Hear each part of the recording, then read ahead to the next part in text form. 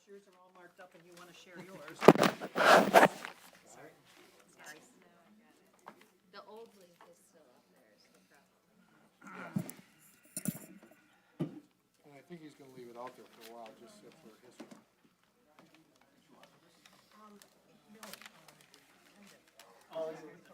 Yeah. Is this just here, or are you gonna verbalize it? Just so everybody knows. Yeah, because, since I botched it last time, so. Well, which is, I just I'm didn't really explain surprised. it. Yeah, you I think we were kind of poking. Yeah, that's fine. I didn't know if you would want to do it as a chair, or Well, I certainly can. I was just gonna do it, if you did want to, Okay, this is last week. I was just gonna do it at comment on the agenda right off the bat. But I was just asking Carol again. 7 o'clock? Are we waiting for somebody? No, we are gonna get started in about 30 seconds. Okay. Oh, great, no, I don't have the agenda in front of me. Sorry. Okay, a minute and 30 seconds. I'm good, Okay. I got it. It does. So, yeah, that's right, because Tim wasn't gonna be here, right? Yeah, Tim's retired today. Oh, that's great.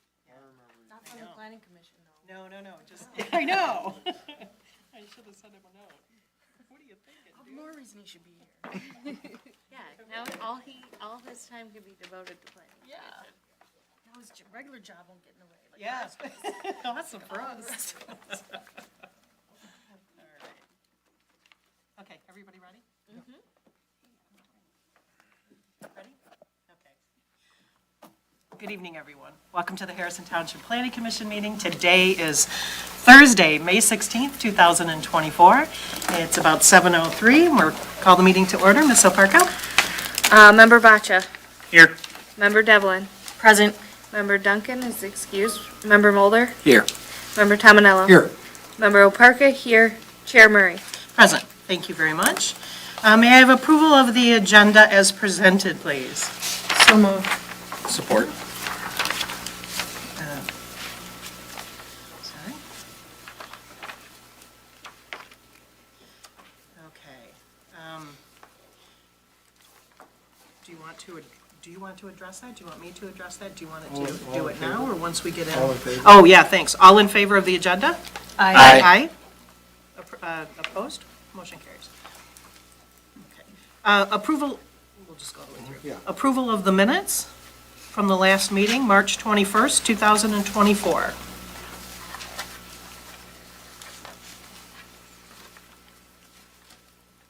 I'll make that motion. I'll support. All those in favor? Aye. Opposed? Motion carries. Okay. Before we read our public and our hearings and reviews this evening, one of our commissioners has prepared a statement which directly reflects the accuracy of our rules and regulations. If you would like to read? Sure. Thank you. Seeing the turnout for tonight's meeting, I wanted to take a minute to provide the following statement in the interest of having an effective and efficient planning commission meeting. I understand that some topics before the planning commission can be emotionally charged for some residents, but there are rules that need to be followed.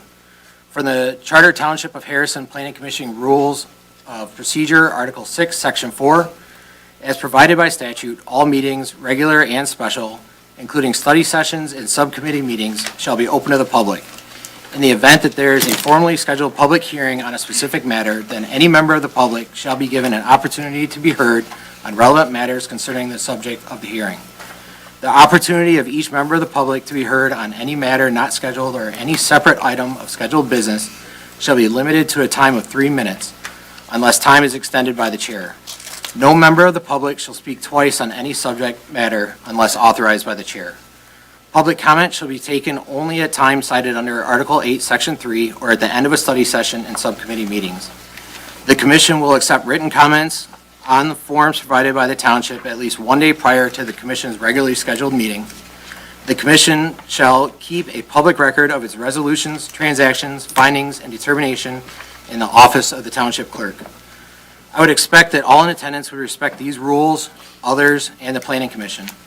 Any comment will be given at the appropriate time only and must be directed to the planning commission. The Planning Commission will address and discuss any comment after all comment is given.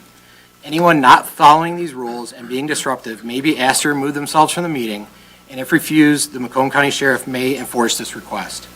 Any conversations not part of the public comment should be held outside the Township Hall, and if the topic that you came to hear about or comment on is over, please remember that there is other business to be conducted, and if leaving, please do so quietly. Thank you. Thank you, Mr. Mulder, I appreciate that. And fully concur. Our first public hearing tonight, please, Ms. Ophirka. Case number 4-24 PUD Victoria Park Holdings LLC. And I believe the public hearing is still open. It so is, thank you very much. this meeting. Mr. Young, would you like to present a preamble, please? I would, yes. I believe you've all received a copy of my review letter. I'll just pull this open. Here's a image of the revised site plan. So we have submitted a revised site plan. In addition to the revised site plan, we've received a revised development impact statement and a revised architectural package highlighting the design of 5 units, 5 typical units. We didn't receive any updates, but we had previously received a template plan unit development agreement from the applicant, draft condominium master deed, and draft condominium bylaws. Those have not changed since the last time we looked at them. This is a project, proposed single-family residential detached site condominium project. The proposal is to construct 83 units on a net developable area of 26.58 acres. The development is proposed in 2 phases. That's one of the things that they've clarified on this revised site plan is the phasing. So the northern portion of the site is going to be phase 1. And the southern portion of the site is going to be phase 2. The development will include 6.99 acres of open space, which represents 26.6% of the net developable area. This is a request for a planned unit development. The property presently is zoned a combination of zoning districts. It is actually commercial zoning in the northern 1/3 of the site. We talked about it last month with that. Commercial could allow a great variety of development in that northern portion of the site, and then the southern 2/3 is zoned R1C, single-family residential district. What the planned unit development approval would do is essentially, it's as if it is a rezoning. So the entire site, if this is approved, ultimately would become planned unit development zoning. And essentially, it'd be the plan that is approved as part of this is essentially the zoning for the site. The process for a planned unit development, there's a 2-stage process. We are in what the ordinance calls the formal planned unit development process, which requires a public hearing to be held. The Planning Commission, after the public hearing is closed, would make a recommendation. That recommendation is sent to the Township Board, and the Township Board would have final authority for the review, approval, or denial of the planned unit development. The Township Board would also be looking at the site condominium documents. They have final authority for review and approval of the master deed and the bylaws. So this is, they have, based on the comments that we had provided in the various staff reports, comments from the public hearing, and comments from the Planning Commission at the last meeting, they have incorporated a number of changes to the project. I've listed them out in my review letter, but I thought it would be beneficial for the public to understand what has changed on this revised plan. They have added 1 unit. Previously, 82 units were proposed, 83 units are now proposed. That results in a net density of 3.12 dwelling units per acre. Another thing they have done is they've added a 30-foot wide easement. You can see it in the northwest corner of the site that would lead from Prentice to phase 1 of the development. It's called a temporary emergency gravel access road. So an easement for temporary emergency access.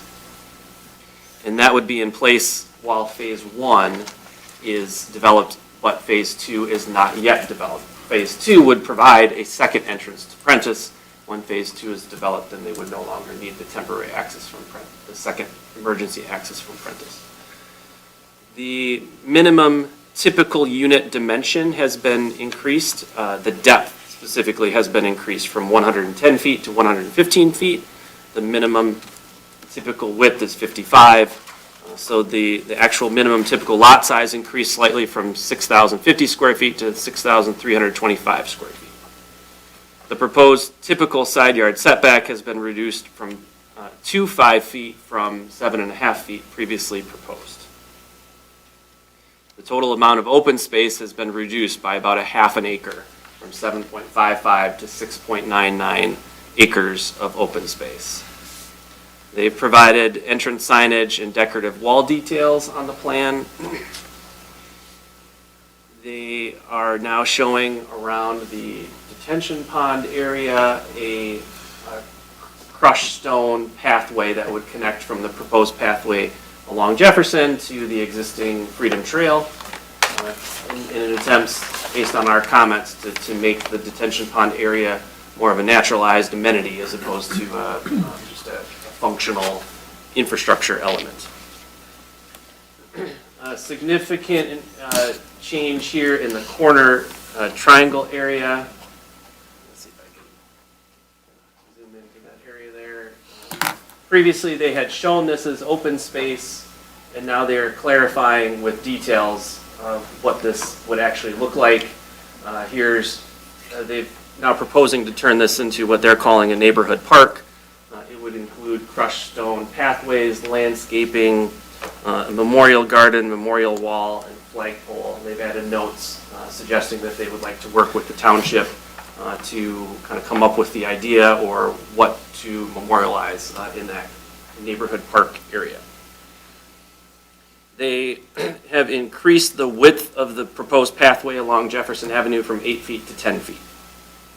That was at the request Planning Commission, and it complies with our proposed pathway plans. They are now showing landscaping on the site plans. They have a landscaping sheet. The landscaping shows more than 300 trees and more than 250 shrubs to be planted throughout the development.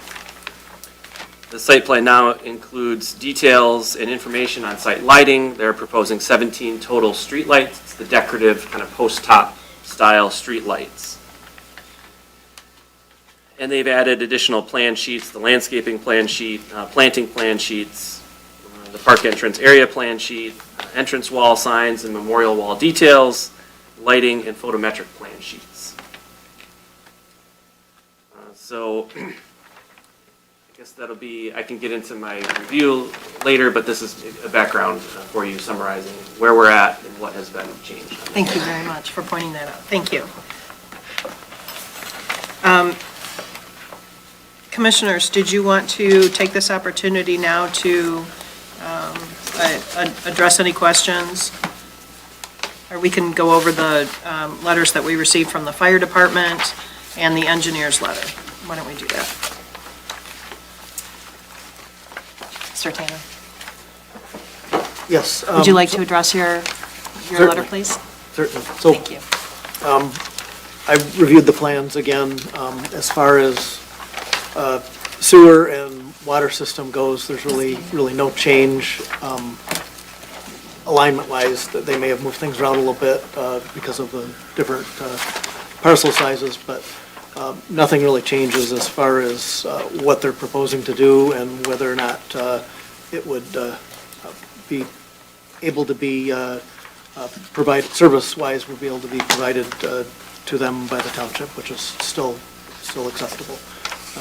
They would need to, if things move forward, they would still need to get permits from the state for construction for water system and sanitary sewer system, which is normal, as well as storm sewer system permits from the county. I don't know if there's anything, and they would have to adhere to or include township detail standards for the water and sewer system. Truly, with that said, I don't really have any other comments. Thank you, Mr. Tanner. Our fire commissioner is not, our fire chief is not here this evening, but he did provide a letter, and it's short, so I'll just read it in. The fire department has reviewed the submitted plans for the above parcel number. Parcel numbers match the item in review. All deficiencies that were noted on the previous review have corrected. The fire department has no issue with approval of the site plan. And that is from our Fire Chief Shackett.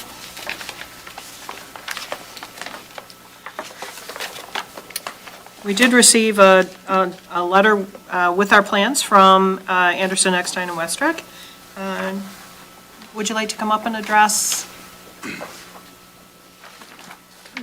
Madam Chair, I was just gonna say, we also received notes from the road commission. Oh, thank you. And that's Yes, a yes, yes. question I have regarding the bypass. Thank you lane, very so much. I In wanna make fact, sure we don't. Yes, no, Yeah. my copy is sitting at home next to my printer. Can you go ahead and please indicate the update for that if you have it, or if Okay. someone has it? The please? Macomb County Department of Roads has reviewed the above-mentioned preliminary plans and offer the following comment. The bypass lane per Macomb County Department of Roads Standard Detail 11A will be required at the Jefferson Avenue entrance. Required. Thank you. Required, Yep, yeah. I just want to emphasize that. Okay. And do you have a copy of all that information? I do. Okay, excellent. We did also have a letter from Selfridge. Yes, from last, not a new letter, No. but the original Same, letter yeah. from last week, yeah. I mean, That was from read in March. unless we made the last.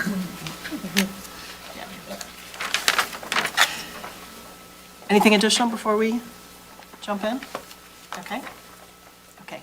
So the majority of the information on my letter, Adam has done a great job of going over. The one thing that I do want to say, though, is after we left the planning commission meeting back in March, we started looking at the plan and the comments from the planning commissioners. Randy was working with his architect and fine-tuning the building footprint of the houses that he was proposing on this property and working on the elevations. He came to me and said, Steve, I need 5 more feet in depth to make this work. Really need to go to 5-foot side yard setbacks to make. So we recalculated the subdivision, the proposed development with the 115-foot deep lots, which changed things a little bit. Generally, if you look at it, you really can't tell the difference, but it did move things around slightly. And that was the reason for that. In the process of doing that, we were able to pick up an additional lot. That's how come we're at 83 lots. The other items that I laid out in my letter, and I can go over those, but there's no really sense in it. Adam covered them pretty well. Thank you. Can I ask about bypass? Yes, please. Yes, Steve, while you're up here. With this bypass lane being required, what has the conversations been? Yeah, so we did sit down with the road commission. We talked to the permits department.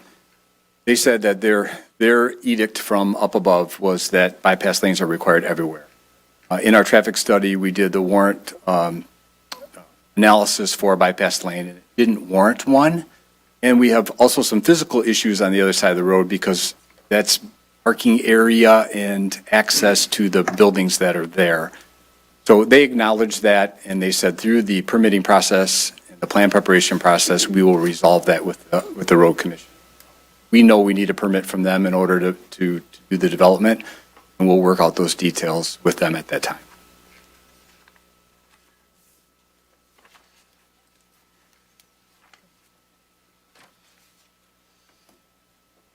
Anything else? Regarding the bypass lane? No, just wanted to make sure that, I mean, because if they're saying it's required, and I know there's. It's required. I drove by it. If it's just to If it's double- required and it's possible, then it'll be done. Yes, but I don't see how it's possible without. It's Buying required, out. period. It's required, yeah. Not impossible, it's required. Yeah, that's what the reviewer said, but when we met with them, they said that they would review the whole thing. They hadn't even gone out there and looked at it.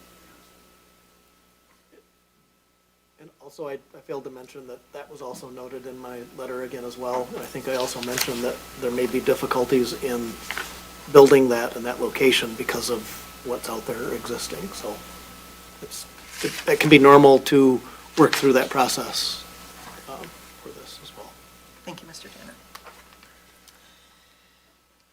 Okay, Commissioners, I'm going to open it up for questions from you before we if we want to have Mr. Young address his items specifically.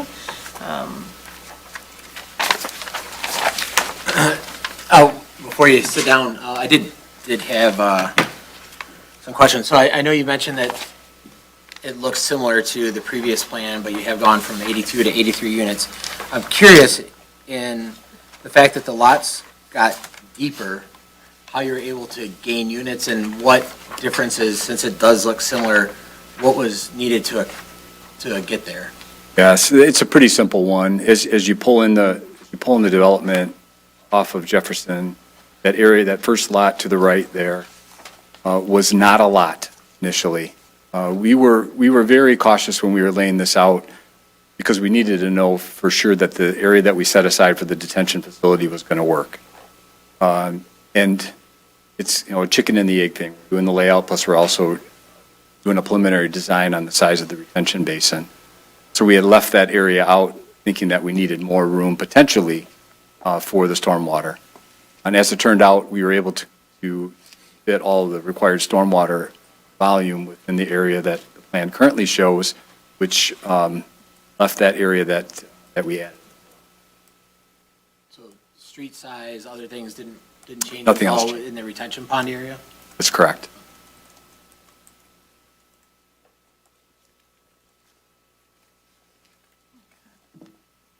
Any other questions? For Mr. Gangler? At this time? The parcel where the gravel access road is going is not part of the development, but you have permission to build that? It is Access. actually owned by the group that is Okay. But is it's not developing part this of the property. development. Not part of It's the going to remain. correct. It's Field. deed restricted for parking. There's a deed restriction on it for parking for the church across the street, an agreement. Okay. So it will remain as is, but we'll utilize it meet the fire chief's recommendation or requirement to have secondary access for phase 1 and then remove it once we do phase 2. Thanks. That was a question that I had been asked by the public about where parking would be for the festival of the church. So, It's being you know, maintained. quite a few times, so. So it will remain. Yes, it will remain. Is there a timeline for the phasing? I mean, ideally as quickly as possible. It really depends upon how the sale of the homes go in the first phase. So it is dependent on selling the first phase before moving on? Well, not completely, but at least some, and I don't know, Randy, if you want more to that, but at least seeing some good momentum in sales of. We're not going to wait till we run out of lots in phase 1. If sales are going strong, we'll immediately get going on it. Our goal, it would be put phase 1 in and following year, be starting on phase 2. One thing we don't want to do is run out of lots, have to stop sale. So immediately, once we see how things are going, we'll go ahead.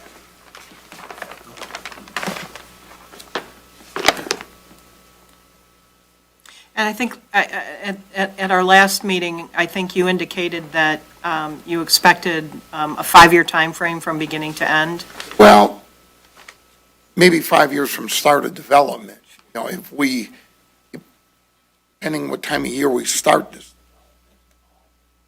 hearing for next spring, opening models and pre-opening sales and being ready to put streets in that August, September. If we sold 20 a year, you're looking at 4 years. I think sales could be stronger than trying to be conservative. Well, at 20 a year, we're 80 lots. You'd be sold out in 4, built out in 5. But I'm really trying to get out of here in 4 years. Just sell out of 3, build out. Thank you. And also a question with the crushed stone pathways around the retention pond and through the park area. When the exterior sidewalks are all paved and the interior sidewalks are paved, what was the reason for deciding on crushed stone for the rest of the walkways? We've had some pretty good success with this, with crushed stone pathways and types of installations. The concrete or asphalt, from a maintenance perspective, it's great for the first few years, but once you start having problems with it, it's difficult to replace and repair. You're going to be behind people's units, trying to get equipment and cement trucks, paving machines back there to repair it. We just felt for this application, being more rustic, blending in more with the landscaping and the nature of the pond and the park down below, that the crushed stone path would be. And the maintenance and responsibility for maintenance of that area will fall Yeah, the under the association. the bylaws or the 100%. fees and restrict, okay. If I can chime in, we do a lot of crush paths. They're still considered handicap accessible, ADA compliant. It's, like he said, people who use our bike path here, we just repaved it all, it gets wavy, the ground is soft, the concrete goes, that's a huge cost on the Yeah. homeowners. Yeah. Whereas with the crushed limestone, they can just regrade it over Okay. top. And then it pats down to almost like a concrete-like material. I know we've kind of, for driveway extensions and other stuff, we tried to move away from crushed stone.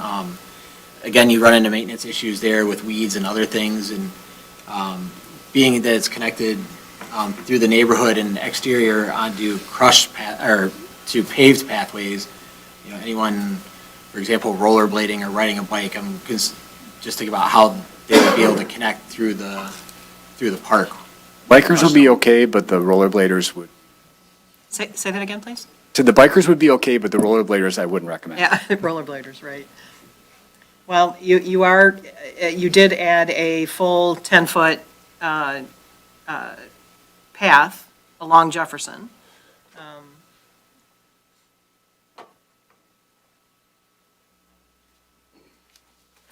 Any other questions regarding the pathway?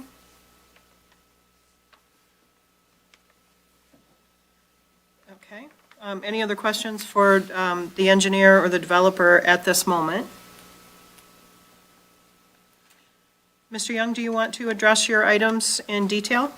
Yeah, I think maybe I have a couple of questions for the engineer, too. Okay. I didn't bring up in my letter, but these are maybe master deed and plan unit development agreement details. A couple of questions I had is, with regard to the phasing, phase one, phase two, I was curious what the applicant has in mind as far as the neighborhood park, which phase that would be a part of. Ah, good point. Also, some of the other improvements, such as the pathway along Jefferson, which doesn't, you can see here, this is essentially phase one on screen, and I don't know. So those are details that I will need to be addressed in the master deed and the plan unit development agreement as well. And we don't Curious have, what the answers to that are. yeah, we don't have updated copies. We have the original that was provided in March. Correct. The other question I had is whether that neighborhood park is going to be for the benefit of the community at large or only for the residents of the development, and how that would work. Just two questions that are kind of out there. I don't know if that's, Okay. if you Well, agree that those are good questions to ask, if you would like they to are, ask those. absolutely. And I thought we addressed the neighborhood park the last meeting, and I thought we stated that it was going to be open to the public, and hence the memorial portion. But we can certainly seek clarity on that. And in fact, we can jump right into that right now. That's definitely the intent of the park. It would be hard to police otherwise. The intent is that it be So public space. completely public. And then the maintenance for that still falls within the master deed and bylaws? Going back to the pathway, then I think that the pathway maintenance should be included in those, like, something, if they're gonna go with the crushed stone, then there needs to be language that that's getting maintained every year, or every 2 years, something like that, regraded. So you would be looking for something specifically in the, okay. So they know that they're on the hook to do that. Okay. Question on the bike path. So the one parcel that's not included, is the bike path stopping and starting there? Or are you going to purchase that easement? We have actually had conversations with that property owner, and it appears he's going to permit us to construct it across his. Okay. And that's really, isn't it really road right-of-way? Or you- It's not Easement? granted. Ultimately, it would be, but he has not granted that. It's back at the 60-foot line, so it hasn't, still private property. You can kind of see this on the drawing. The right-of-way technically, or the property line goes to the center of the road. As part of this development, the right-of-way will be dedicated to the county, but this one lot, or maybe right here, I'm not sure, Yeah, that's, is Yeah. technically not part of this development, so the right-of-way isn't technically being dedicated to the county for that owner's portion of the frontage. Just that small portion. Just that small will portion be of the in the frontage. right of way. most likely it'll be granted to us as. We Thank you.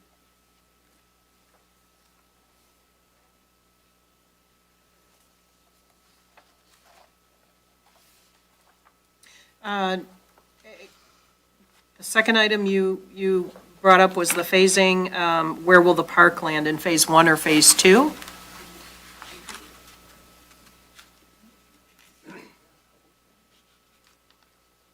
confirmed with Mr. Dupree and I'm sorry? I'm sorry, I just talked with Randy. He indicated that he would be willing to build the community space or the park during the Phase 1 of the. During development. Phase 1?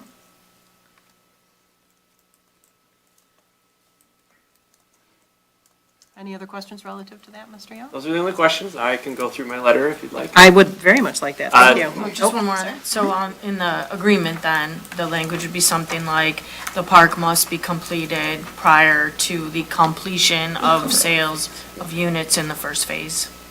Something like that. Yeah, the agreement's going to have to address the phasing, the utilities, basically every component. At what point will it be, installed as part of the phasing, and so. That's correct.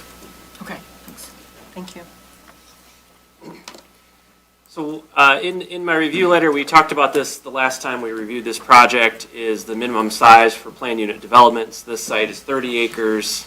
The minimum size per our ordinance is 40 acres, but it does give the planning commission the ability to waive that minimum acreage based on finding that the project is consistency with what would be allowed under the underlying zoning district, what would be allowed based on the master plan, and that the property's located at the intersection of two major streets.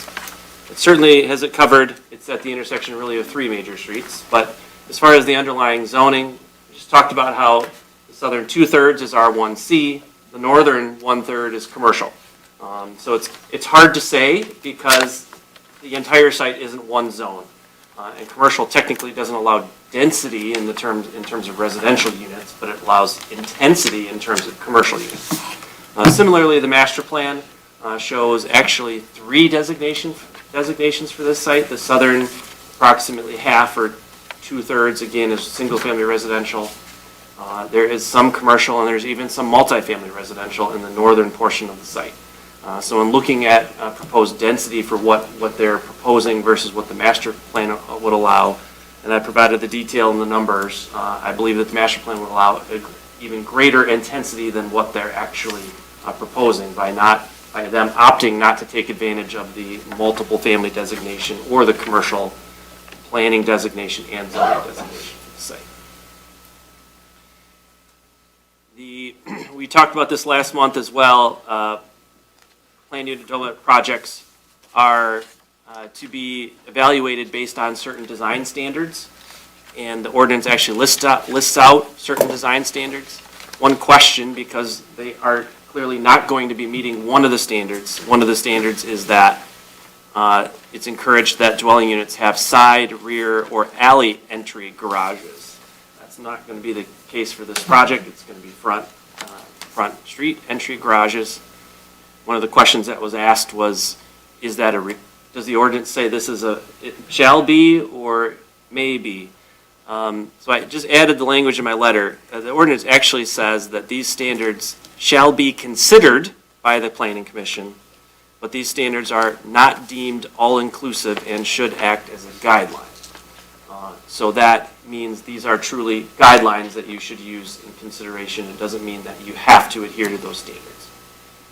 So if you choose, you can allow for this to occur without adhering to the side, rear, or alley entries.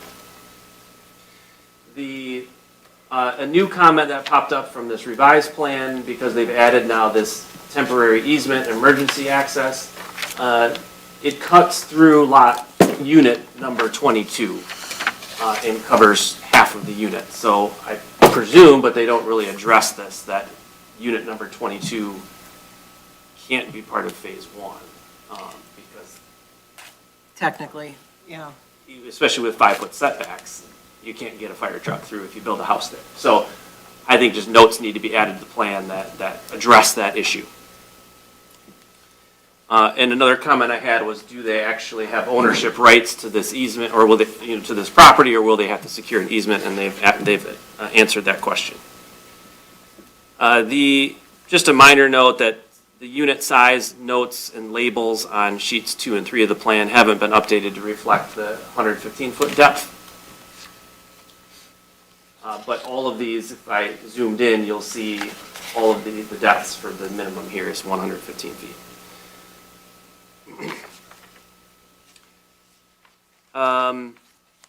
My fifth question here, we did discuss this at the March meeting, that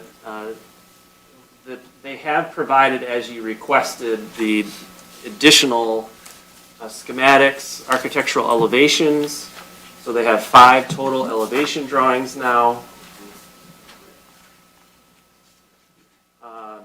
Just flashing through them up on screen here.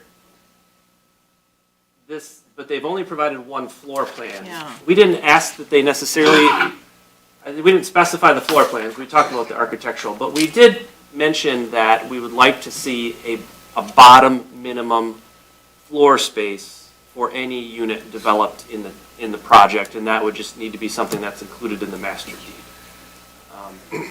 So I think maybe that's something that the applicant could probably address, what their intent is for the absolute minimum, but that would be something that should be specified in the master deed.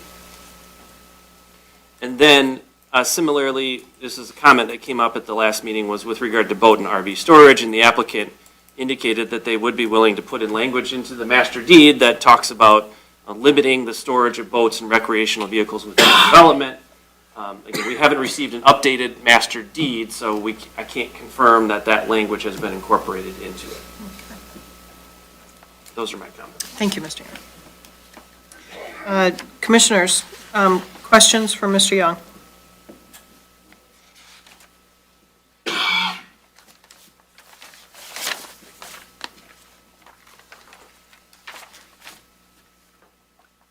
As far as the elevations in the single floor plan, does a PUD require a variety or significantly different style of homes in a PUD? It encourages diversity in style, but compatibility or consistency in style as well. Okay. A substantial number. Should, Yeah. yeah. Sorry, I guess you could read that 2 ways. I believe at the last meeting, the planning commission specifically asked for at least, I think we said at least, I thought we said, and I think we may have even said 5. I don't think you said 5. Did we- I remember did we say- noting taking through the minutes, and I was like, okay, they provided more than what you asked, so. Okay. Well, I like 5. 5 is good. We don't want cookie cutter. I remember one of the comments from the last meeting was, a gentleman lived in Sterling Heights, and he doesn't want Harrison Township to be Sterling Heights, and I'm not making a derogatory remark regarding any of the other, our surrounding communities in Macomb County, but cookie cutter is not a great development effort. And having 5 different homes certainly provides, even though they are similar in shape, similar in height, 5 different perspectives does give us a little bit of, it's a lot nicer than a cookie cutter, for sure. Well, and I think the applicant has been all along saying that these are all, each one's gonna be custom. So I think it's hard to say this is exactly what it's gonna look like. And Well, I think yeah. the At word that we're price looking point. for is cohesive. Yeah, exactly. I find these cohesive. Yes. But We don't yeah. want a red house and a green house and a blue house and a yellow house, yeah. Yeah. So, you're having a hard time hearing? Are you able to increase the, thank you. Thank you. We noticed that on the last meeting as well. Yeah, you're not alone. It's certainly not our over 40 years. Okay. Okay, anything from Mr. Young's letter that you want to address, commissioners? Not to Mr. Young, I did, based off that conversation, did have a question for the applicant or engineer. Just that as you sell these lots, as to not look cookie cutter, would you restrict, if you sell one lot with one house design, would you restrict it from having a very similar house design or very similar looking house directly next door as? Absolutely. Okay. They're going to have to be different colors, different materials. You know, we cranked these 5 out in a very short time, but to say do 20 and then get turned down is just throwing money. Our goal is to really make it, and no, we don't want 2 white houses, 2 brown houses, two same next to one. Okay, thank you. And I don't know how you make that mandatory. I guess you encourage the buyer to, No, you write it into the master. It could be in the master deed. Okay, so the it can master be. deed typically will have a section on design and materials and compatibility, minimum floor space, things of that nature. So that can be addressed. got it. And frequently is, I believe. Yes. Yeah. Okay.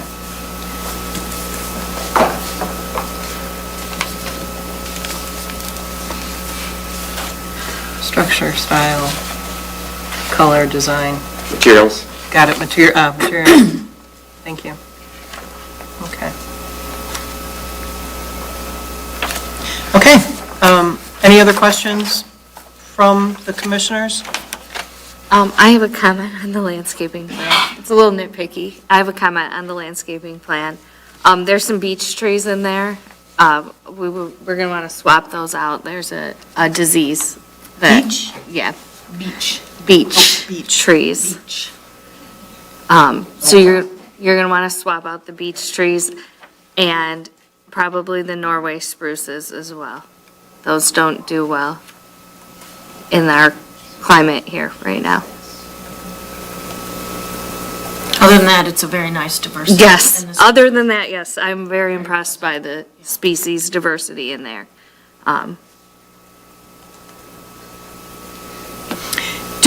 Can you offer any suggestions to? I mean, you could just do Yeah. another sycamore or another frontier elm or, there's already quite a bit of diversity in there. It's just, Blackberry does good in our- I don't want to plant a tree that's gonna die in a year.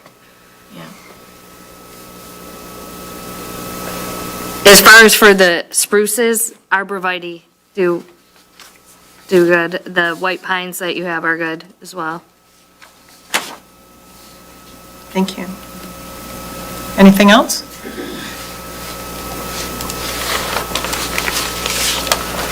Mr. Batcha, any questions for the, not trying to pin on you, but you, after taking in a great deal of conversation, you generally have some pretty good questions. No questions for me. Okay. Ms. Devlin? Nope, not at this time. Okay. Mr. Mulder? Not at this time. Mr. Tominello? Not at this time. Ms. Oparka? I'm good. And not for me either. Any questions to the planners? Anything you would like to address additionally? Okay, anything from the engineer? No? Well, our public hearing is still open.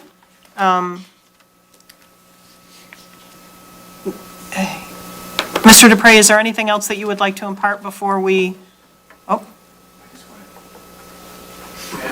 Really quick, with regards to the master deed and the condominium documents and the development agreement, the attorneys that Randy has working for him on this project works very closely with your legal firm and have had some back and forths already, and we'll be continuing to work with them as this develops through the entire process. Okay.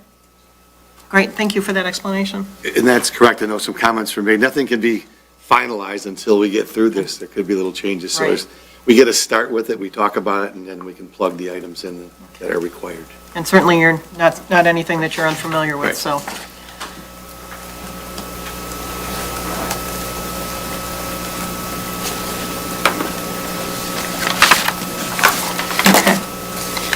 Okay, well, our public hearing is still open.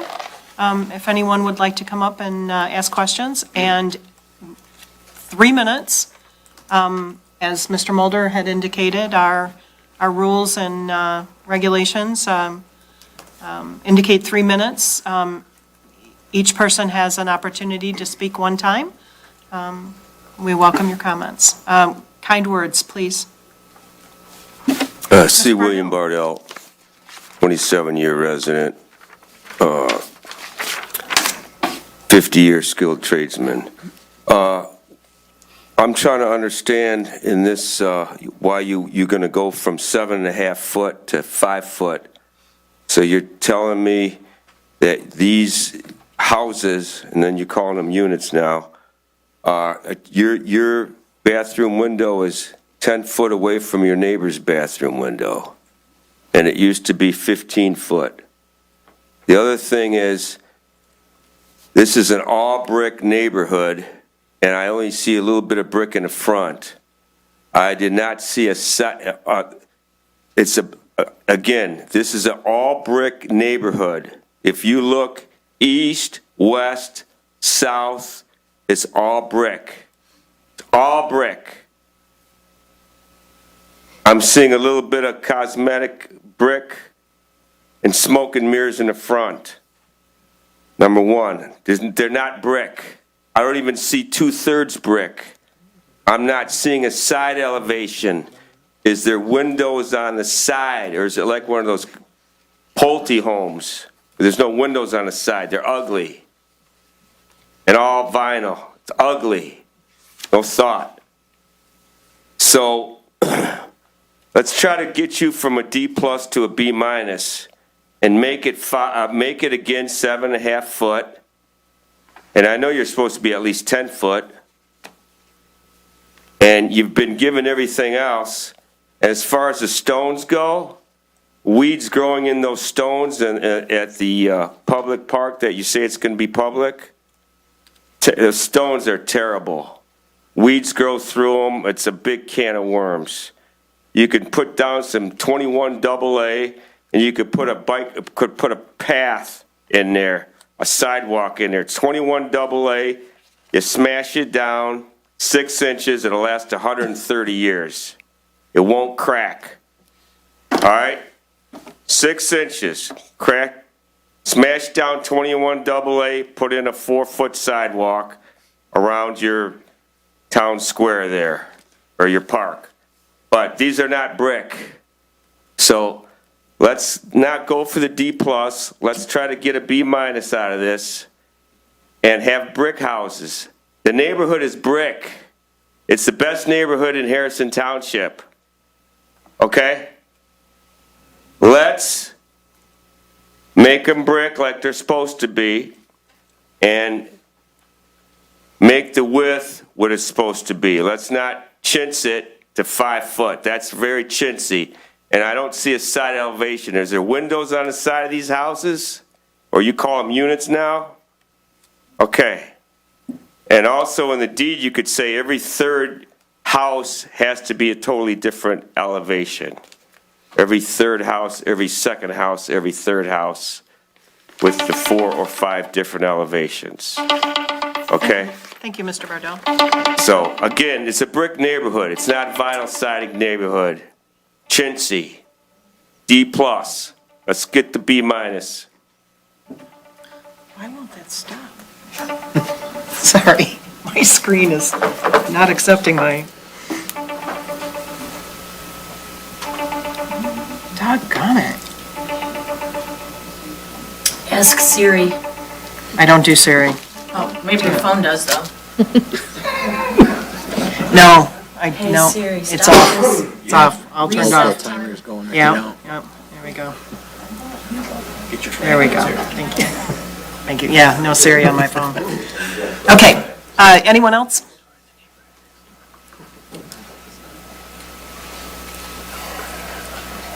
Robert Bordeaux, 38300 Jefferson. So I did see the 82 units going to 83, which seems to be opposite of what we discussed at the last meeting. Everybody was concerned about the density. You would have thought the number would have gone down from 82 down to something else. What is the significance of the 82, 83? Is that the sweet spot as far as the financials of the project? It would be a lot better if we saw that density go down and take a few out of there and make it go the right direction. 83 is the wrong direction. What are the assurances of if phase one does not go as well according to plan as everybody's expecting, money's not coming in, what happens to phase two? What's in our paperwork that says it must be completed by this, and this? The houses can't be changed. What is the assurances from phase one to phase two if things don't go well? We talk about how well it's going to go. Not always goes well. That needs to be in the paperwork.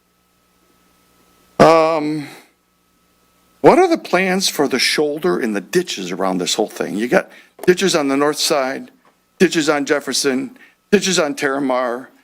If that was my house, I wouldn't want those ditches and all the crap that's in all those ditches. Are they going to clean that up? Take that stuff out, all those trees are overgrown with the vines and the, all the Asian plants that we got out there, what are they called, Phragmites?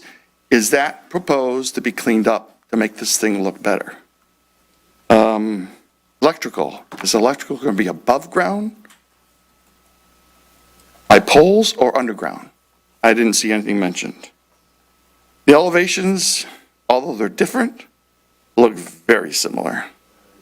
And the last meeting, we talked about a second story version. I see nothing about that. And the gentleman talked about the side views. Those aren't shown anywhere. So the elevations, although they're nicely done, but they don't really show a lot. We don't show a minimum square footage like we asked last time. It was expected to go up, but we've seen none of that.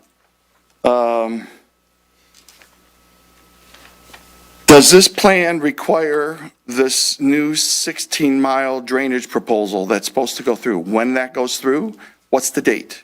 What if that doesn't go through on time? What happens to the drainage for this plan? What are the ties between the two plans? I know that was proposed, but I don't know if it's all approved or anything. And the last thing, these crushed pathways, we talked, or we were told, that this is being pulled together for new graduates and empty nesters. Some empty nesters aren't so good at walking on crushed rocks. I think you're going the wrong direction. If you want empty nesters to be walking around this facility, it better be a nice, smooth pathway. Thank you. Okay? And Thank you. one other thing though, the pathways, are there pathways on Terramar side? Not Terramar, Prentice, 16, as well as Jefferson? I see nothing on the Prentice side. Thank you.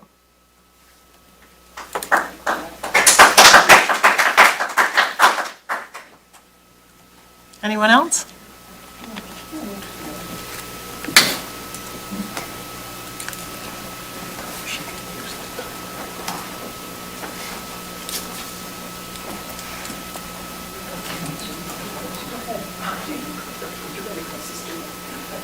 I'm Nancy Watts. I live directly across from the Callowitz house.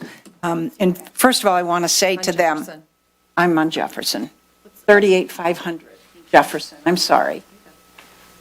First of all, I want to say I support the Callowitz. I want to see them be able to do something special with that property, but not at everybody else's expense. I think 83 houses in there is exorbitant. It's way too many.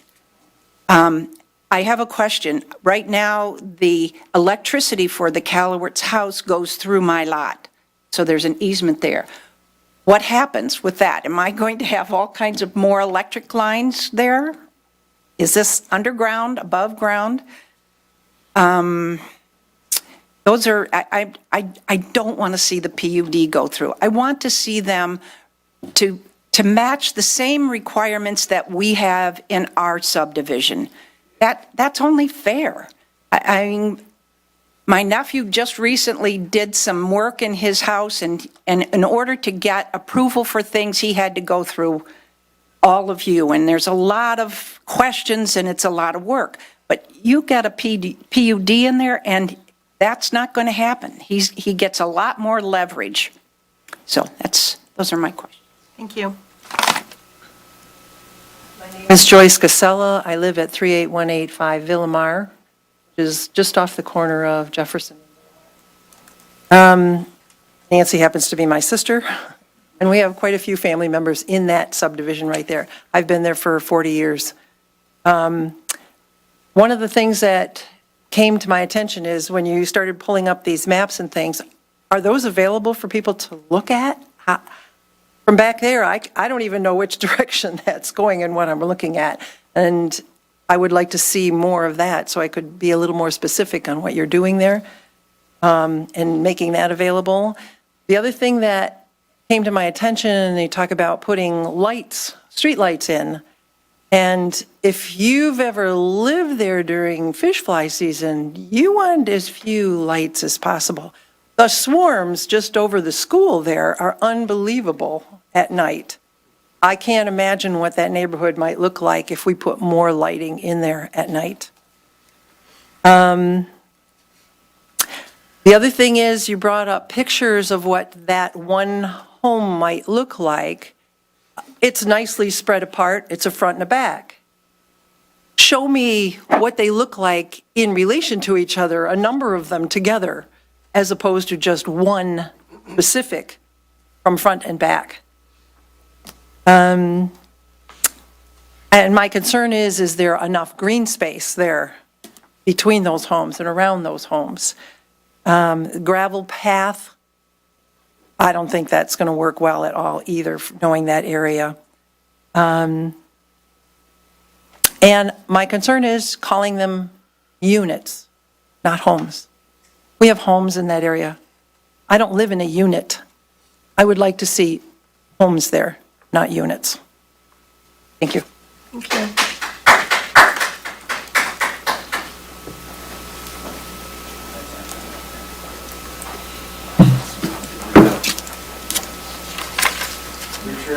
Richard P. Core, 29371 Stonecroft. Just occurred to me, you guys are the commissioners. Why is this resident asking you about power lines? I didn't hear none of you at any of the two meetings ask if they're above ground or below ground. Kind of thinking that's your responsibility, not his task. Is it on the plans? Is it on the master plans? Wasn't on the master plans that I saw last time. Very good observation. That's it?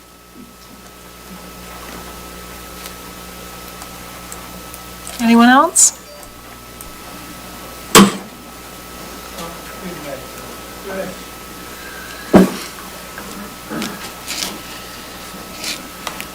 Hello, Jason Bernard, 27630 Coleridge. I'm a real estate professional. I do business in the area.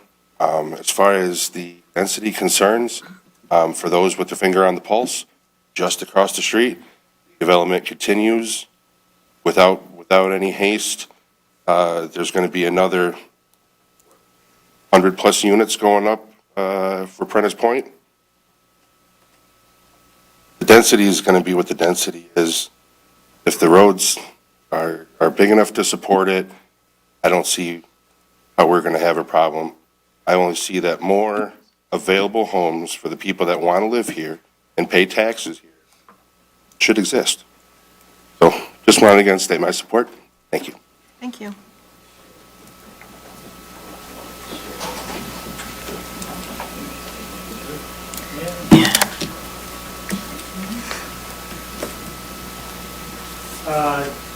Jim Finley, 38671 Foxcroft. I've lived here 60 years. And I've had a home on Foxcroft for 40 years, raised 4 children, graduated from that high school. Things change. I suspect a lot of the people in this, I remember when most of those roads over there on the water didn't have homes. I remember when, Huron Point was half empty. Things changed. This is a condo complex. This is not a subdivision, okay? My home is all brick. I hate it. It's falling apart, but it's old. I get it. I know Jim personally, and I've never met you, but I know that him and I and a couple others were going to do this corner, and we're too old to play this game. I've seen his developments, and they're wonderful. I know that Mr. Cosley bought his acreage to avoid a multifamily Section 8 development. I think if you talk to Ken Verkest and some of the others on the board at the time, it saved us a lot of money. And I also know that I appreciate everyone's concern, but those lights, they're not that big. They're what, 12 feet tall at best? They're like you see in the old movies. They're not the same. It's a little bulb thing. I've built hundreds of millions of dollars worth of condos in Florida, and to tell you the truth, we don't want any more yard than we have. I'm fine with that. This is a condo complex. We just want the fire department to be able to get in. I have a bet with Jim that at least 40% of it will be empty nesters. I don't need a 5-bedroom home anymore. I think it's a beautiful job. I'm a little disappointed that so many people don't like this, but I respect their opinions. Something's going to happen at that corner. I have conversations with Jim every week. If this doesn't go through, he's going to sell to whoever buys it. And I know this for a fact. The federal government wants us through HED with a program that began in February this year. They want to see mobile home parks. They want to see 1,000 square foot homes. I don't know how many we could get on there. They'll give you the money to buy the land, to build the homes. They'll guarantee your profit. And if you think we can take on the federal government when they want something, I tell you, it's going to be an issue. I wish it was all fields. I remember when Kroger wasn't there and none of these apartments, and I hunted rabbits where Kroger is. I wish I got my first ticket the day I got my license at Jefferson and 16 Mile Road. I didn't come to a complete stop at the blinking light. Going out to date my girlfriend on Lakeshore. None of us like change, but the fact of the matter is there's no way we can get around it. I know how many people, Jim only did this to help people. How many people are going to insist from the developer that he leaves a spot there for the church to park their cars for the festival? I mean, I get it, but you know what? The fact of the matter is, all the naysayers, I suggested this years ago. If you don't want any more development, the township puts together a bond issue, have us vote on it, and keep it. Thank you. Your 3 minutes are up. Thank you. One more thing. My wife and the two Hergots started the soccer. There's just nobody joining it. I grew up with the Callowards. It's going to happen to something. And Thank you. this is amazing as far as you. I'm concerned.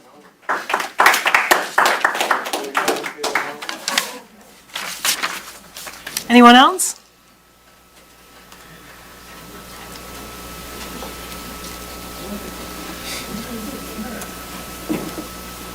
Good evening, everyone. I live at 28091 Fair Oaks Lane, Unit 11. There's Your name, please? Michael Gribben. Thank you. I'm in favor of this project. I've lived in Harrison Township since 2019, and I've been raving to my friends and family in St. Clair Shores, Sterling Heights, and all other communities all across this region. And I'd love to see more people here and bring in more businesses, more tax revenue. We just had as you all know, we just had a bond issue that went down to help fund school repairs and among other things. And this is another way, allowing this development would greatly help raise revenue that these people will be paying property taxes. They'll be help funding our city coffers, which could be used to improve infrastructure, which can be used to improve the free, additional improvements for the Freedom Trail and so on and so forth. And I live in a condo right now. I live in a unit. It's a home just like any other, even though it's not as much space, not as much, I have a shared backyard, I have a shared front yard, but it's still a home.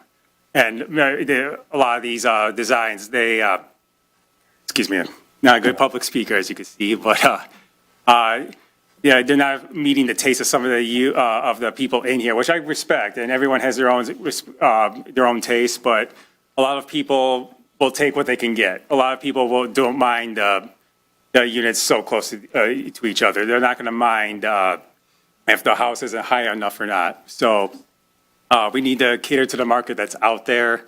A lot of people, I have a feeling that a lot of people, all of these homes will be filled up. We have a housing shortage in this country, and housing costs are through the roof. And in order to help alleviate that, we need to build more housing. We need more housing in this country. So that's all I have. Thank you.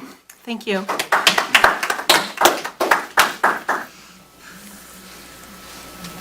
Anyone else? Can I ask Larry a question real quick? I'm sorry? Can I ask Larry a question real quick?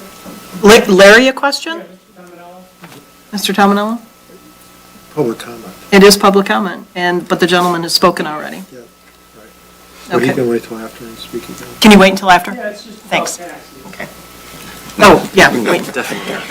No, not mine. Nothing important. My assumption is that 40 people moved there from here, and their homes have been, like Mr. Milne, been there forever and wants to get off the water. You not only get the taxes from the new condo, but the homes that are at the old values will bump right up to what they sold for. We can, yep. Yep. Correct? Do you want to come up and share that knowledge? Thank you. I live at 768 Coolidge. So I'm going to piggyback off that. There's 83 homes at about $10,000 per year in taxes. It's $830,000 that we're going to get. That bond proposal that did crash and burn, this is going to help supplement. I think it's great for the township. And they're site condos. So they're not the regular. Again? I'm sorry, can you speak into the microphone, please? We can't hear you at all. Sorry. Take a deep breath. You're good. I know I'm shaking. So they're site condos. They are homes. So standalone homes, they're just zoned as site condos, which I said last month. I live in one. I live in a home. It's a site condo, but it's a home, and it's gorgeous, and these look a lot like that.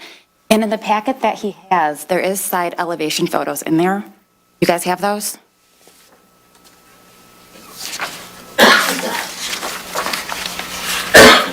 I don't think there's a side elevation in this packet, but. See side, there we go. You keep going. They are, There is a side elevation. Yeah. real. It's brick and, There's a side elevation. that's the cement, the fiber cement siding is what I read on that, Which is what our ordinance says. which is way better than vinyl and wood. To get the number. So yeah, so there that is. That's all. Thank you. Yes, there is, left. Thank you.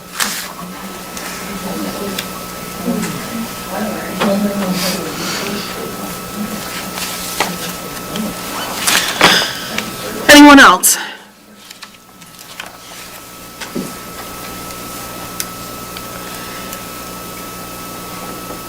Motion, please? No other public speakers? I already spoke. I just want to know, questions that we asked, how does that get followed up? Well, we're gonna bring all those questions to light right now. Okay, thank you. So commissioners, do you want to answer those questions before we close the public I'll make a hearing? motion to close the public hearing. I'll support. Motion by Ms. Devlin, supported by Ms. O'Parker to close the public hearing. Any discussion on that motion? All those in favor? Aye. Opposed? Motion carries. Madam Chair, Yes, sir. just one thing for clarification. Everyone's talking about homes and units. Mostly everyone here in Harrison Township probably lives on a lot. Haven't seen a lot in 10 years, or maybe longer, and you'll never see lots again. That was under the old Plat Act. It was very tedious to go through that process. So now the master deeds have been used, everything's pretty much a unit now. So lot, unit, it's the same thing, but it's just a different process. Okay, thank you. Thank you for that clarification.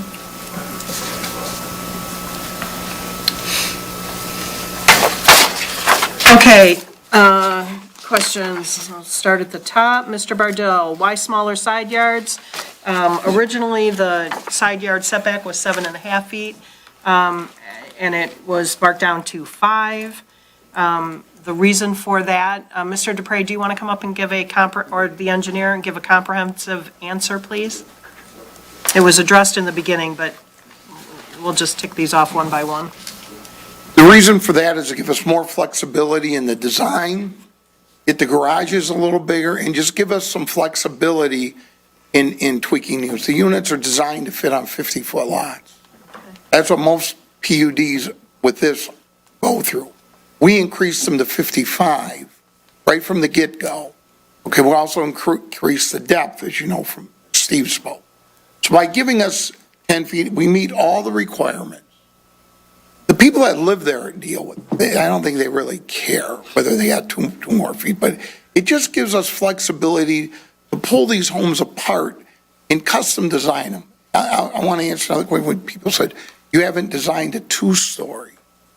Well, you know, how much do I keep going? If someone wants a 2-story, we're going to design it. We're not going to send them away.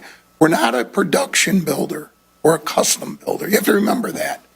We've been in the business 40 years. We only do custom. So that was the reason for that. Thank you. And you may want to stick around. Yeah, okay. And so let's just clarify, the side yard setback. Yeah, it's a good point. The side yard setback for the R1C district is 6 feet minimum. So just for context. Just for context, thank you.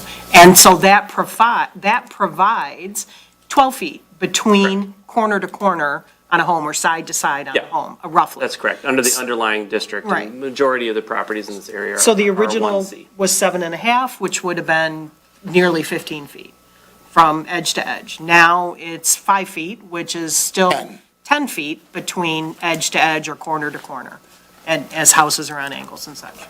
Okay, I just want to clarify that. I just want to clarify that too, 'cause based on your comment, so your expectation is that the houses that are built will not all be 5 feet away from the lots. You're just asking for the flexibility to move it, and some may be 5 feet, but some may be more. That is correct. Okay. Thank you for that.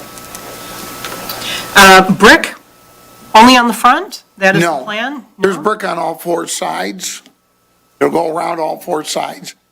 The fact that we may not brick all the way up strictly has to do with architecture. And, you know, gentlemen say, we want all brick. As I said in the last meeting, people go up north to Harbor Springs, Traverse City, the most expensive areas to live in Michigan. And you will not find a brick on anything. And they're utterly gorgeous, gorgeous. People go up to Harbor Springs and say, wow, would I love to live in one of these? There's no brick on it. Brick doesn't make the house pretty. Architectures make the house pretty. I'd like to say with respect to the brick proponent in the audience, brick is a style that is not a contemporary style. So 40 years ago, brick was a very common building material. These days, it is not. Other materials are, such as stone, natural stone. So the fact that it is not all brick does not concern me at all. Yeah, if we were to go all brick, it would really look like a tract community. Yeah. They'd be all the same. And our And by the way, ordinance- I just want to say one thing too. I would Brick- also note our ordinance allows for the hardy board cement siding. We actually encourage it in the V1A district because of the nautical feel that it brings. That is correct. So- Good point. And Which with does the give architectural picture. variability Yeah. while still remaining cohesive. Hey, I'd like to also point out, if we think about what brick is made out of, is clay. Your clays are all red and browns. You have red and brown, red and brown, red and brown. You know, and what do you do with your roof? What do you do with the color of your siding? It all becomes the same. So this is where everyone's going today with the extreme flexibilities it gives us to custom tune and manipulate these homes. We're going to encourage people to make changes. We're not going to discourage them. Thank you. Thanks. I just wanted to address that. Thank you, I'm glad you did, and especially nowadays with, Mr. Bardell, hang tight, I'm please. tired of these side comments. Yeah, too. It's yeah, very Mr. rude Bardell, and please, disruptive. yeah. Hold your comments till the end, please. Thank you. There was discussion on the crushed path and a mention of wanting concrete in place. I know we talked about that in the beginning, and you had indicated, or your engineer had indicated that it's not just crushed stone, there's a whole method to preparing that Correct. path. It's not just crushed No, stone we're on not just dirt. throwing stone. So And- slag underlayment, Correct. And it's going to be maintained by the association. And again, we're not talking about what could be here, low-end units, as the gentleman said earlier. There's a lot of Section 8 coming from our federal government. We're talking about people that I feel are going to want to keep the community, keep their homes up, keep the maintenance high. We can maintain those paths. And if the maintenance gets too heavy, well, then we'll have to pave them or do something. But our landscape architects and everybody are indicating us this is the way to go. I don't know if it's really a big money savings. This crushed stone is not 21 AA crushed concrete. It's expensive stone. Put down. And if anybody wants to see how this looks in real life, the Freedom Hill path that just went in is that crushed stone material, and the county uses that quite frequently. And it's being used heavily, much more than anticipated. Because it's cheaper to maintain and grade and go over than ripping out a concrete path every And less time. disruptive to the residents nearby because there aren't heavy asphalt machines going in when it's time to replace it or sections of it in 5 or 6 years. so it kind of hits all at. The one gentleman also addressed older people. Nothing's worse. I have a walking problem. Nothing's worse than broken concrete, raised concrete, that you triple. So, Well, and I can say that broken concrete shows the age of the neighborhood. yeah, You know, that. it raises, it declares, lowers, it creates a lot of, Yeah. It is In my ADA opinion. compliant. Crushed stone that the county. It's if universally accessible, which means universally it's accessible. able to be used by anybody with any Wheelchairs. ability. You can even rollerblade on it if you wanted to. It's not big chunks, it's tiny, tiny fines that not pea compact gravel. together to create the hard surface. Thank you. The density, did we talk about the 82 versus the 83 homes? I know you brought that up in the beginning, and it allowed you that one home in the very beginning off the corner of Jefferson and the entranceway off of Jefferson, being able to build a home in that location provided you the opportunity to add one more home. Is that correct? That's correct. Okay. Phase 1 assurance, if it fails, what happens to Phase 2? how does anybody assure anything? I mean, I really don't know how to predict the future, what our interest rate's going to be, what our different things going to be. Right now, it's a hot market, so we really want to get going.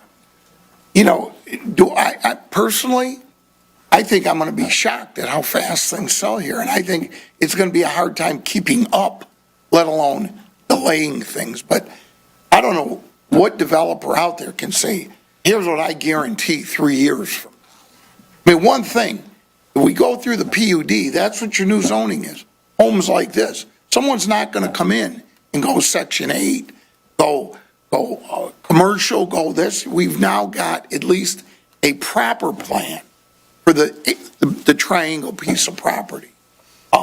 It could go, and to be honest with you, I think if Mr. Causey didn't save this project right now would be an eyesore. It would be done and completed with what everybody else wanted to do. You know, So let's take that right into the ditches, the existing ditches that are surrounding off of 16 Mile and, the whole property. thank you, I'm going to bring the whole property. Phragmites, All those ditches fall within the road right-of-way. They're maintained by the road commission. There will be some modifications that will be necessary in order to put in the 10-foot pathway along Jefferson. But for the most part, they will be untouched except where our new entrance roads are going in, the culverts installed, et cetera. okay, thank you. Have you considered putting in culverts and filling them in? The entire route? No, we have not considered. Would the development maintain as far as cutting, or would they leave that to the road commission? Where would where would you delineate, where would it stop, what the development would maintain and where the road commission? The development would maintain that property just like any lot owner that What's county. That's my opinion.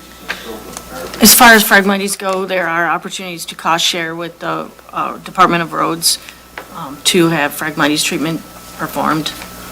That ability is there. Danielle, our township does do right-of-way treatments with the Department of Roads on 16 Mile for Phragmites.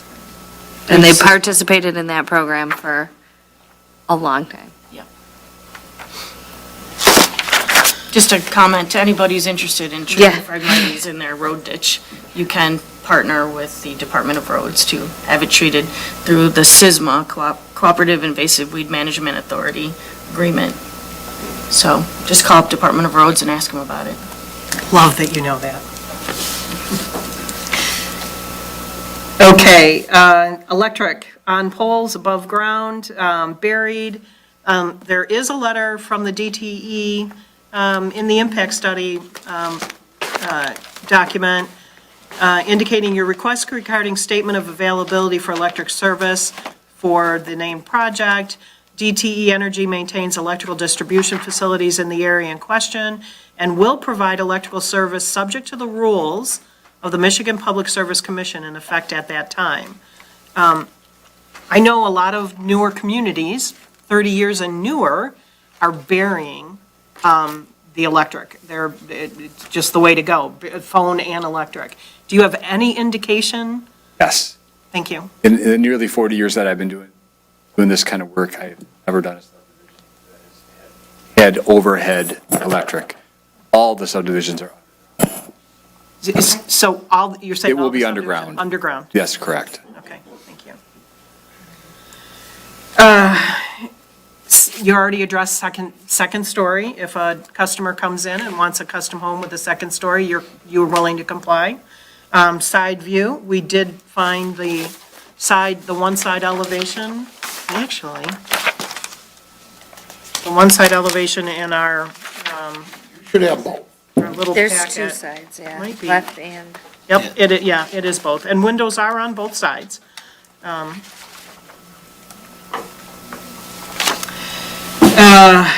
Pathways on 16 and Prentice, we talked about that.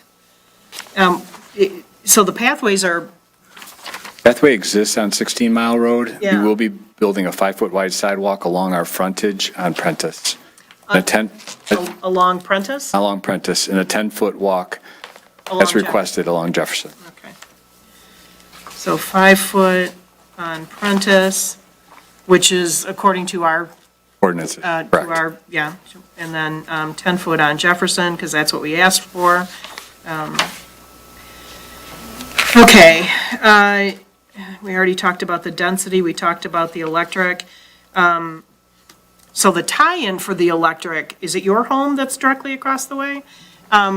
You would probably have to contact DTE to ask them that potential question. If everything underground for the development, I don't know if they would tie into the pole on your property, or if they would indicate a new,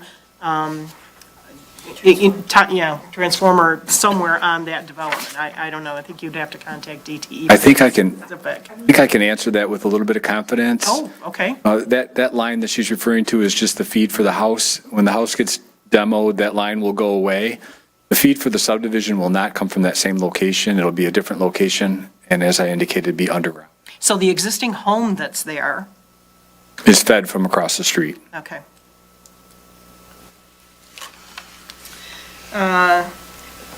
Your sister, or one of you had asked about whether or not you could see these plans.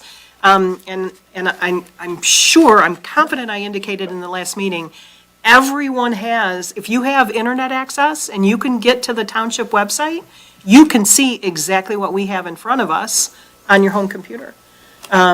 Enlarge it, print it, you have the same access to everything we do. And if you can't get it on your computer, you can go right to the township and ask for a copy. So every resident has the ability to see exactly what we have in front of us. So, except for maybe the traffic study, I don't know if that's in there in full detail. But if not, I'm willing to hand mine over this evening to share the information. Okay, lighting and fish flies. We all know we have problems for about 12 days in July, starting late June, first couple weeks of July, and it's pretty intense. I know there are also lighting opportunities to lessen that impact. Have you looked into that or researched that at all, knowing the proximity to the lake? Yes. We represent a lot of communities that are along the lake shore and have done a lot of downtown development type work where these decorative lights are used. Detroit Edison is well aware of it too, and they will install the proper color and, I don't know the technical term, luminaire maybe, that would be least attracted to the fish flies. Doesn't eliminate them, but it reduces them. Enough lighting intensity to provide the safety factor and the design element, but not enough to say, welcome every creature flying. Okay.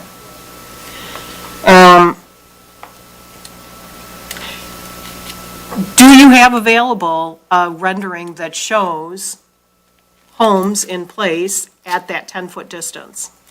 We have not done that, You have that I'm not? aware of, no. Okay. Would that be something that you would be willing to provide? An example of, We could look into it. I don't think it'll be a problem. Yeah, again, with us wanting to custom tune each home, there's going to be no two brick alike there. right. All Just this an stuff. example of what it might look like. We have seen that in the past for the developments where the developer has provided not a bird's eye view, but Conceptual street view. Yeah, street view, conceptual street view, yeah. Yeah, I think that would be lovely. Thank you. Units versus homes, we talked about gravel, we talked about, one of the residents asked why the commissioners didn't address the DTE power. Well, we do have a lighting, and that is part of our packet, the lighting package for the development. And we would naturally ask that question as part of our deliberation. We don't, because you don't hear us bring it up during the course of the public hearing or the preliminary conversation, doesn't mean that we won't address it or haven't addressed it. So the seven of us, including Tim, we do a lot of homework at home. We do a lot of homework. And so if we don't mention it, it doesn't mean that we haven't thought about it. So I just want you to at least be aware of that. And in some cases, it's up to the actual utility. Exactly, provider. yeah, out of our All purview. developments must Yeah. comply with some of the utility providers, including the county stormwater requirements. Thank you. Okay. We talked about different home elevations, lots versus units, the tax issue. The one gentleman, I think he's left the building, talked about the tax issue, and the real estate professional indicated that a home selling at a higher value will generate a higher tax value for the next homeowner. So there's really no loss in tax revenue for people moving from within the township to the township. Obviously, a sell for a sell, a house for a house. If it's an empty house, well, of course, no tax. Well, except provided by the developer until the development is complete. And while it is a bonus, we don't base our considerations based on tax revenue. True. That is very true. Thank you. Front-facing garages, yes, that is a flexibility that the PUD allows for. Phasing, we talked about that. Writing, making sure that information is provided in the master deed and bylaws, the design, structure, style, color, design, material, the limiting of beech trees, that's a big deal. Beech trees and Norway spruce. Was there, you had indicated no maples. We've got enough. Just because, yeah, the diversity of There's a few species in our maples on there, area. but it's. Which not- is fine, but Yeah, if they go to no replace new- them, Yeah, not a lot it'd be more. better not to replace them with maples. Okay. Madam Chair, someone, I don't remember who in the comments had talked about the PUD, and this got brought up last time, and Danielle provided an example last time, but with the PUD, this rides with these properties, and in December of this past year, we had someone come to us who lives in a PUD already existing in the township, who needed to come before the planning commission simply to screen in their porch that was already on their property. So, They're waterfront property. yes, so they are still gonna have to come back to us for things like that. That's. They're still Yeah, bound. anything that changes in the PUD, they have to come, which is way more restrictive than Conventional. most of our conventional zoned subdivisions. So no matter what happens with Phase 1, Phase 2 is locked into this exact same design. It will not change without Can't coming back change. through the entire process Right. all over. Yes. Which requires another public hearing in order to change the PUD. That's right, right. It would be a whole new project. Yeah. Can I add something to that about the phasing? So prior to 2008, 2009, we were designing a lot of subdivisions with 100, 200, 300 lots at a time. And developers were developing that many lots. Well, when the recession happened in 2008, there were a lot of lessons learned, and there are a lot of developments that were left with just roads and empty lots for many, many years. Since then, we haven't been designing, and developers haven't been developing. They're a lot more cautious, and that's the reason why this particular development is phased in 2 phases. Hopefully, things go well, and Phase 2 just continues on. If it doesn't, we're not stuck with roads that are sitting there with empty lots for God knows how long, right? It will remain a field.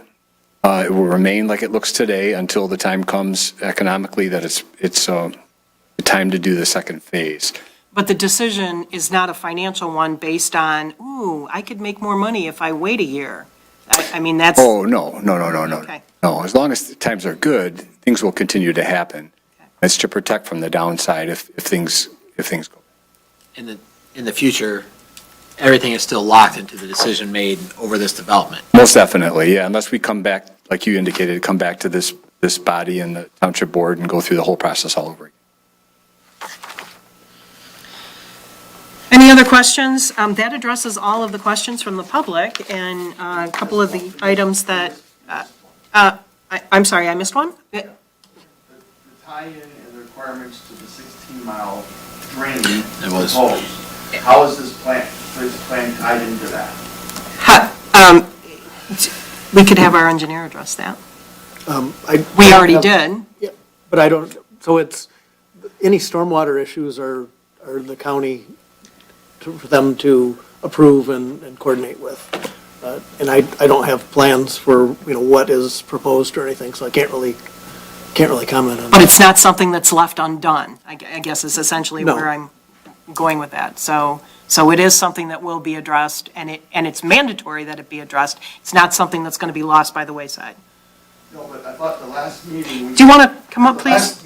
Public hearing's closed. Yeah. This proper drainage for this PUD required that I think it upgrade, was a regrading 16-mile drain. sanitary. That's already been. Yep, but that's, It was a sanitary Yeah. sewer, not a drain. Are you talking about the Prentice Pump Station? yes. Oh, okay. So So how is that tied to this project?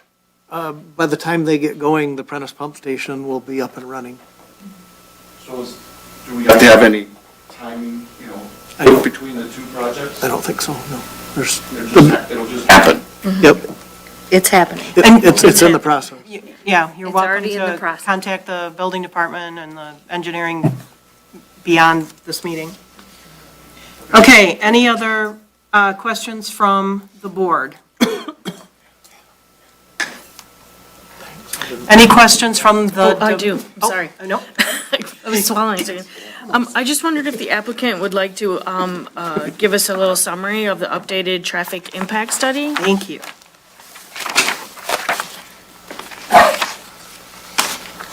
Yeah, I can address that. We did revise the traffic impact study. We added the additional lot to the analysis. There were no changes from that. We did find some summer counts for 16 Mile Road, as was requested from our last meeting, that SEMCOG had done in 2019. We inflated those based upon the techniques that traffic engineers use to inflate them to the current time frame. I want to say the number was around 9,400 vehicles per day is what we used in the analysis based upon that summer count. It was higher than the actual counts that we took in January, but it had no impact on the final results of the traffic study. And the number of instances on 16 Mile, of course, are, and there's a larger number in the summertime, but that's due to the Activity at the park. traffic that heads to the beach on a regular basis. We do have the crash detail provided from January 2019 through December 2023. And each and every occurrence is listed. In the impact statement, there were a few, assuming typos, where it still references 82 properties, but everything is, Yeah.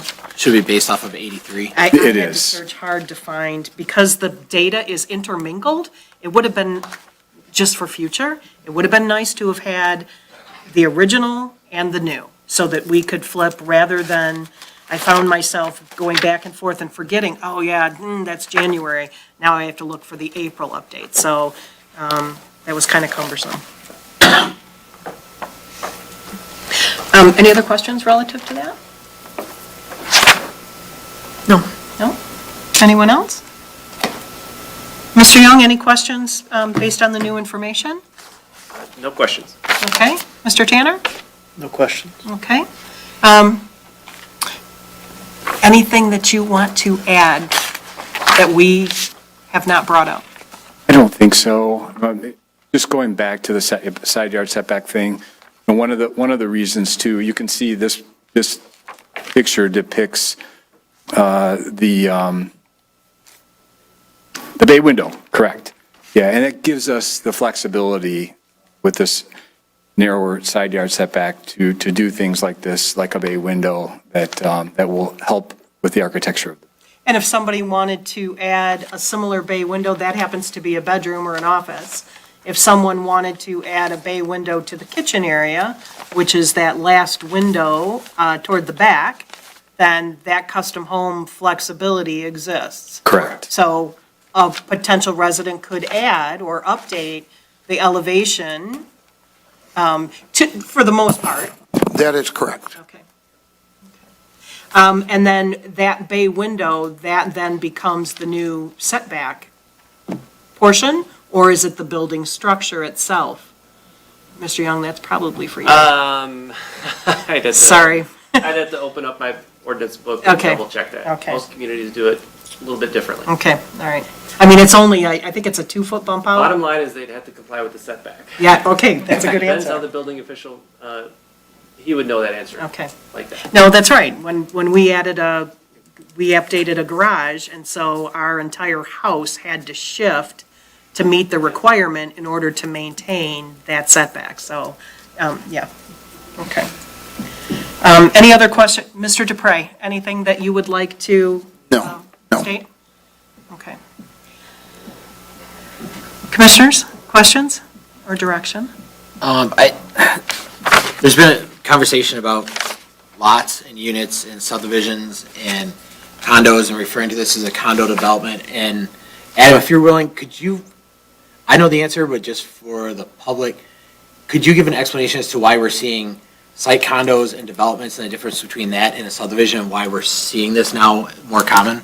Yeah, the difference between a subdivision and a site condominium, which is what is proposed here, is on paper. It has no practical difference. It's the difference from what it's called. It's the difference between the, as was mentioned, the Plat Act, which is what subdivisions were routinely developed under through the 70s into the 80s. But the Condominium Act was passed. That is a much simpler process. And ever since that act was passed, Essentially subdivisions are very rare, and so developers nowadays throughout Michigan are using the Site Condominium Act. And so the unit is essentially the same equivalent as a lot. It's just in the Site Condominium, it's called a unit.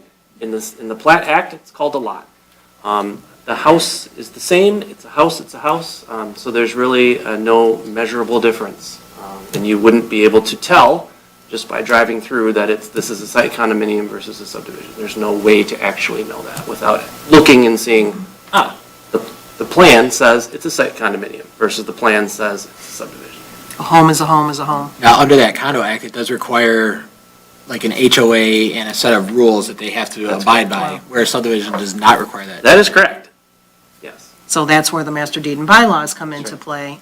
And those, by the way, are not just fly by the seat of their pants kind of a document. It's something that's filed with the township. Correct. It's a legal standing document that lives with the community. It lives with the, It's recorded, isn't it? thank you. And in terms of the timing, this is worth noting too, that between the time that the planning commission would recommend whatever you want for this project to the township board is when their attorney works with our attorney on the planned unit development agreement, the master deed, and the bylaws. So the township board, when they ultimately have this in front of them, will have the full details, including the final, ready to be stamped, approved, and recorded documentation. Those are all legal documents that, just like the planned unit development, can't be changed without the consent of the township. And we made some statements here this evening where we expect, if we were to make a recommendation to the township board that this development move forward, we made some statements requiring certain pieces of information to be provided in the master deed and bylaws. And then additionally, some other changes to the property regarding the phasing and the completion of the public park area during phase one. And was there another, I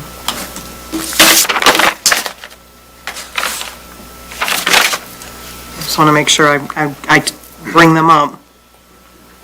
We talked about the phasing, we talked about the phasing, public. the minimum square footage for any home within the development. Requiring unit 22 in phase 2. Right, right, which requires that, right, to be completed. So that's the last house after phase 2 gets started. That's the last house to be. So would we want to put that language more, instead of phase 2, would we want to say until the access to, the secondary access is completed, rather than tying it to the phase? Yeah, yeah, I think that makes sense. yeah, that does make sense. Yeah. Okay. So it could stay in phase one. So when Deborah Drive. If you construct the secondary. Is constructed and completed out to Prentice, when that accessibility is completed, then Lot 22 could be completed, and that temporary access can be dismantled. Could be dismantled.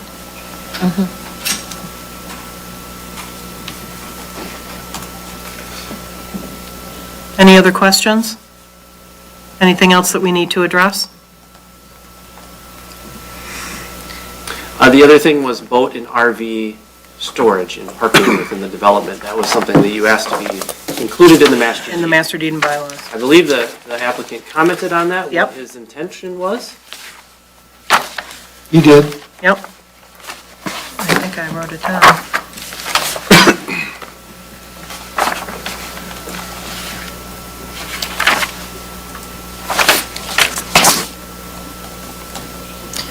So Adam, my question on that is, so say phase 1 gets built out and all the residents in phase 1 decide they want to have a boat in their driveway, and the master deed says it's not allowed. Are those residents then able to come before the planning commission, have a public hearing, and ask to amend the master development agreement, or is that set in stone? You could add provisions that certain sections of the master deed or the bylaws aren't amended without township approval. So you might build something in it, this is the way it's going to be done, and they go vote vote that out, so you can build that in there to say, this can't be done without township approval. Or maybe I think you're asking, you, from the planning commission's perspective, don't want it to be changed Correct. without township approval, right? Right. So that would be something That's that's what I'm built in, is that this certain provision requires township approval. Well, I think it goes both way, actually, because, I mean, who are we to say that if the residents want to have a certain element, that once it's fully developed and they are living there and they are the residents, then how do they go through the process to change what was in the master development agreement? And is there a process? Some items can get changed, like I said, other ones would want protection. A good example of back in the day is we've had communities where they're older, the subdivision restriction said it's $25 a year, landscape's not maintained, ponds aren't maintained, you go to them and ask where the associations, we haven't had a meeting in 20 years. So some things you want to, that's why those master deeds are good, you build that in there, and certain provisions can't be changed without township approval. Other things, they can change, maybe the color of. Like with the majority vote of the, Right, but some things we want protection on, especially like maintenance of a pond or something. Sure. We want to be able to, the township, to, if it's not maintained or the landscaping, to go in there, do the work if they don't do it, and then charge it back as a tax or something like that. So certain things you want protection over. thank you. So the same thing would apply then. One of the comments made was brown fences, white fences, picket fences, the discrepancy in the decision to conform or have the flexibility resides within the master deeds and bylaws as set by the developer, as set by, requested by us, So or there's- the homeowners. So there's whole provisions in the master deed about the developer maintains control until there's a certain number of units, and then they're required to form the homeowners association, and then the homeowners association starts making decisions like, will they or won't they allow brown fences versus white fences? Okay. That's typically, that's the detail that doesn't need to be included in the Okay. master deed, other than the structure of the organization of the homeowners association. So it's And that they have authority to naturally make provided decisions. for, yeah. That's kind of what the master deed will talk about. Thank you. Anything additional that we want to specifically state regarding the master deed and bylaws? The design standard for the side, rear, or alley entry garages, because that's a guideline, does it have to be part of a motion, or if we just omit it, it's okay? Right, you do not have to make that a part of your motion. And I would even argue the same for the minimum, the waiver of the minimum lot size for a plan unit development. Your recommendation to, if it's approval, is essentially saying that you're waiving that requirement. So you don't need to have a separate motion for that. So as items are presented to us, Yeah. minus the discussion. I Right. mean, the specific discussion, Yeah. so, okay. Anything else? I just thought of something, and not to throw a wrench into all No, go this, for but it. That's as what we're far here as for. the park and it being part of Phase 1, I wonder if it makes more sense to have it be part of Phase 2, because there might already be residents living there, and they might want to come before us and say, we want a paved path now, and we're willing to take on that maintenance. Well, wouldn't that be part of phase 1, though? And it could be converted at a later date. Yeah. I don't know why they Or want to. they say they Yeah. want something, At that point, though, if because they're he's talking residents, about putting Yeah. memorial and stuff, if and, they're but then it makes residents it resident only. and they decide yeah. to pave it, I mean, they could, as their homeowners association, they could decide to take on that cost and do that upgrade themselves. That makes sense. That eases my mind a little Yeah, bit. and not only that, just from, I'm not saying we're going to approve this, I'm just saying, looking at it from the outside in, that's a nice selling feature. I mean, having the public benefit right out there in the open. Yeah, I guess too, then, we're working with the township to do the memorial or whatever, and then it's clear that it's for the public, not just for the, Yeah, yeah. okay. But, And open for business while business is happening. Yeah, okay. All right. And what do you want to do? I would entertain a motion. A motion to deny, a motion to recommend, or a motion to table. These Madam are- Chair, I'd like to offer a comment. Oh, please.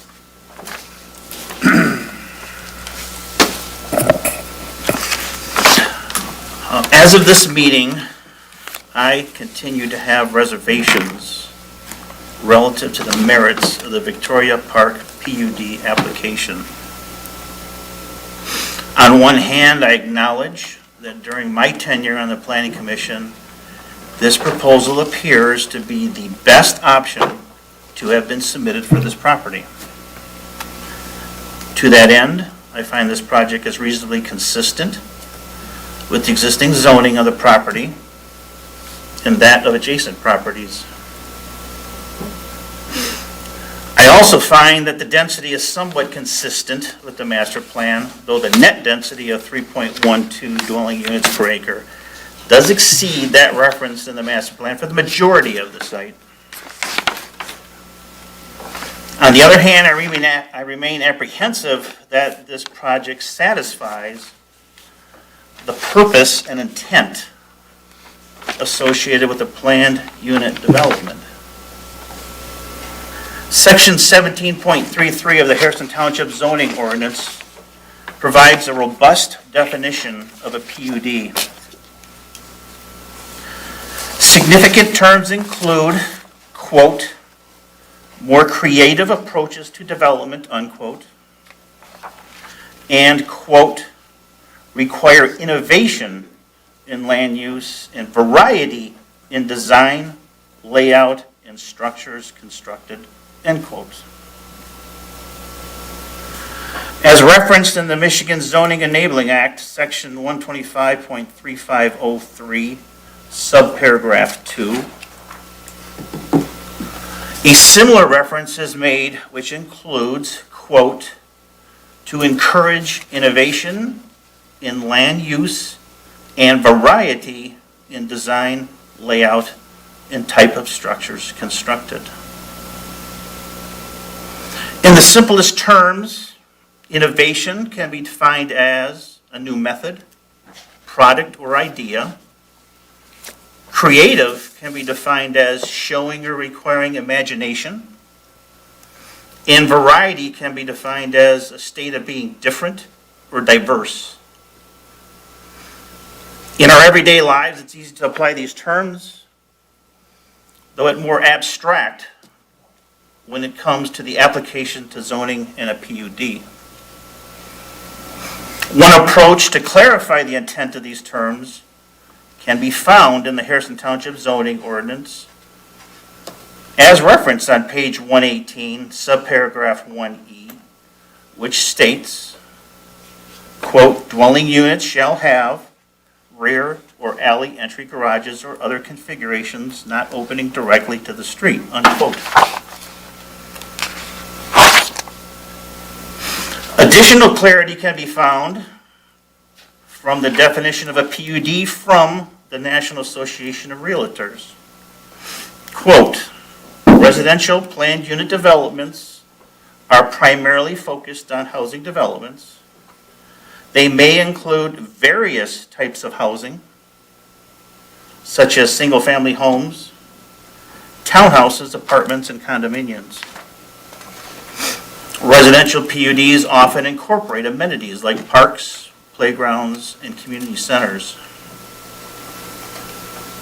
Furthermore, the American Planning Association offers the following description associated with a PUD. A PUD offers a degree of flexibility that allows creativity in land planning, site design, and the protection of environmentally sensitive lands, not possible with conventional subdivision and land development practices. Moreover, properly applied PUD is capable of mixing residential and non-residential land uses, providing broader housing choices, allowing more compact development and permanently preserving common open spaces, unquote. In my opinion, the following deficiencies in the Victoria Park PUD application still remain a concern to me.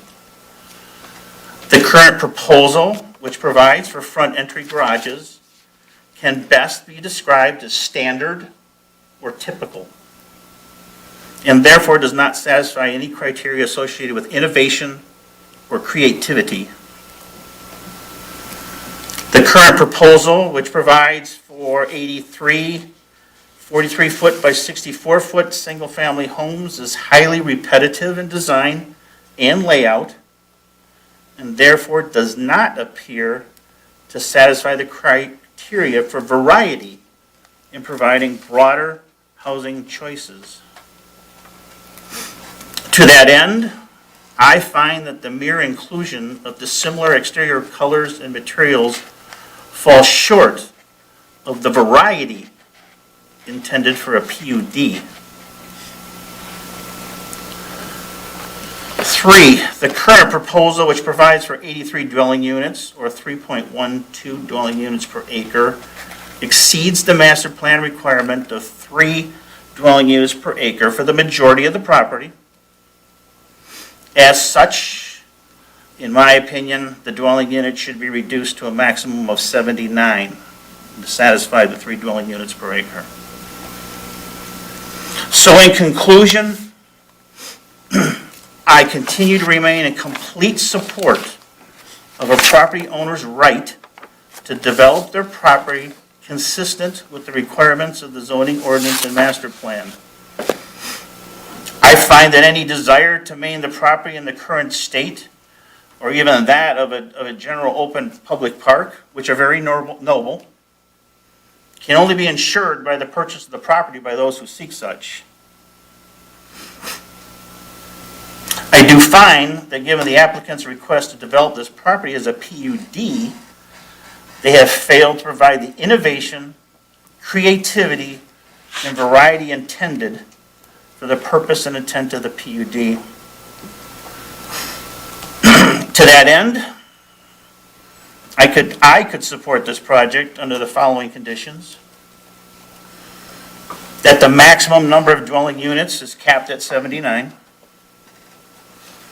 and in order to address the innovation, creativity, and variety, which concerns me on the PUD, that all or a portion of the site plan configuration be adjusted to be more consistent with the type of layout that we find at the Riverside Commons site condos on South River Road, which in itself takes on a different configuration. And when I'm suggesting that the whole site doesn't have to take that configuration, as I said in my comments, all or a portion. And what that does, in my opinion, provides that variety and innovation that the PUD does say under purpose and intent should seek. Thank you. Thank you, Mr. Betcha. Would any of the other commissioners welcome conversation in that direction? We have other PUDs in the township that are not innovative or creative, like Harrison Cove, that was approved. The condos at Macrae. I struggle Granted, that was with the our 80s. Yes, I struggle with our PUD requirements because we're saying, you know, how do we look around the township at other PUDs that we've approved that aren't the 40 acres that we require or innovative? And I'd like to offer that I think the term innovative is being used far too specifically. As a longtime practitioner, for many years, subdivisions or developments were developed under conventional zoning, which was very prescriptive with no flexibility, zero flexibility. And a PUD, a planned unit development, came into popularity because it allowed a planning commission and a municipality or a township to have further judgment and say and influence over not just the layout in the development, but also the appearance of the building materials and how many windows and what the fenestration on the windows were going to be. These very tiny, minute details that conventional zoning does not allow. Additionally, around this time, there was a trend at that time to look at neo-traditional development. And in neo-traditional development, alleyways were very common. But alleyways have sort of come and and fallen in and out of popularity, because they do require a different type of lot setup, and a lot setup that isn't always convenient to those that want that rear entrance into their lot. Most folks, particularly folks that are, empty nesters, and some of the other folks that this, I hear, are being marketed to, don't want that distance from the living area to the alley access garageway. And it is definitely a style, but the PUD traditionally allows that opportunity for a developer to propose different styles, and a township planning commission and a township board to say yay or nay to those styles.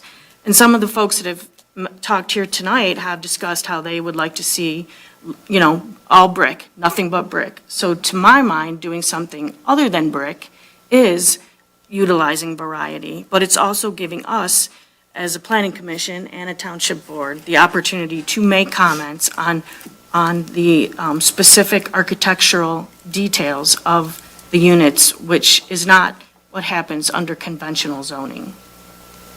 Thank you. Good explanation. I'd say fair points. I understand the points. I'd only would, perhaps it's academic in nature for the rebuttal, but words such as innovation, variety, all that, that's just not Harrison Township. That's the state of Michigan. That's quoted right from the state zoning enabling act. So it's more broad than just how we have written our requirements for a PUD. It does go statewide. It is broad. It is broad. We agree on that.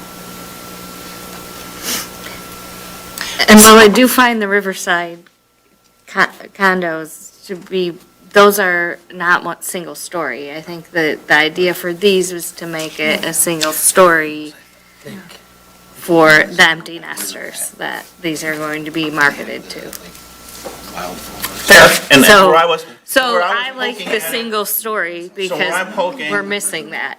Right, but we've also housing said option. if they did a two-story, would they interpret it? So fine. The poke at that and using that as my benchmark is to say, in my mind, when I read what a PUD, the intent of a PUD is, that I would have found that this development would have had some portion of it with that type of configuration, a portion very consistent with this configuration, but some more variety in configuration as opposed to just variety in material. In material. That's where That I'm makes sense. driving.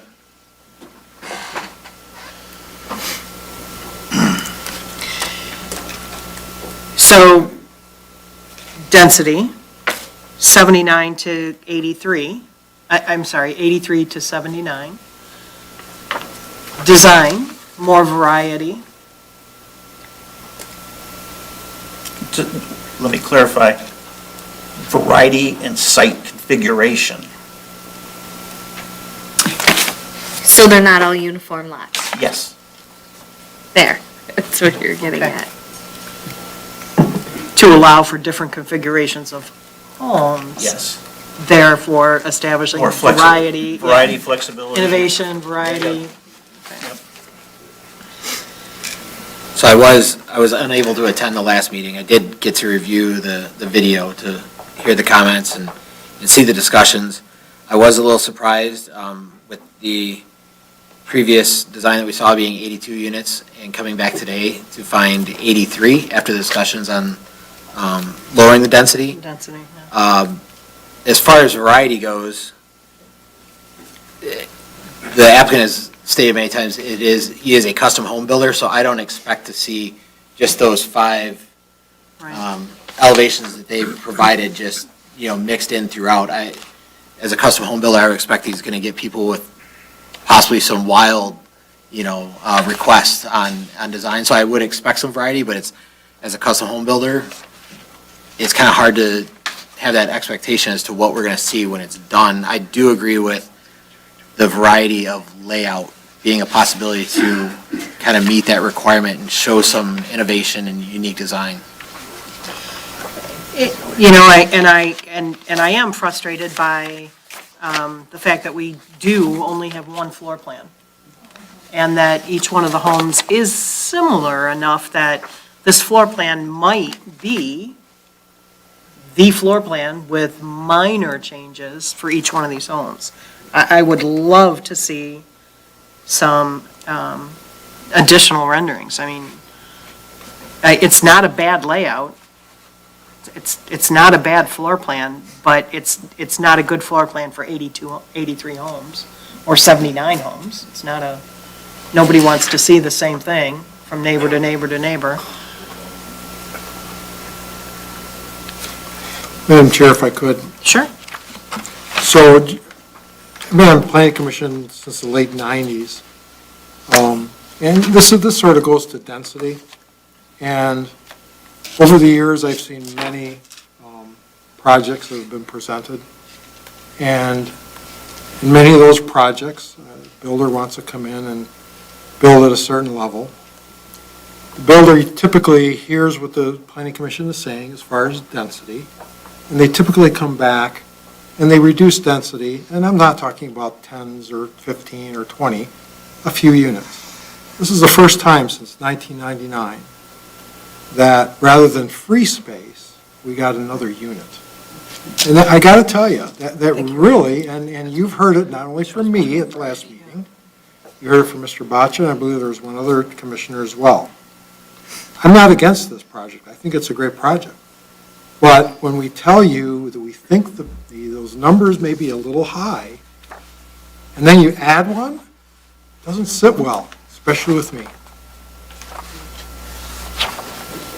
And we did talk about density quite a bit during the last meeting. That was an issue. 82 was a big number. Yeah, and if I can, because again, I just want to make sure you came back with more units, less free space, less side yard. And so it was sort of a double-edged sword. So again, I just want to reiterate that. Can I address that? Please.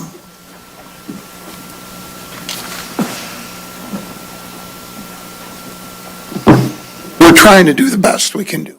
You say, I want variety of home, but you're not giving me the freedom. We asked for the side yard changes so we can do a variety. I could bring you 100 different floor plans.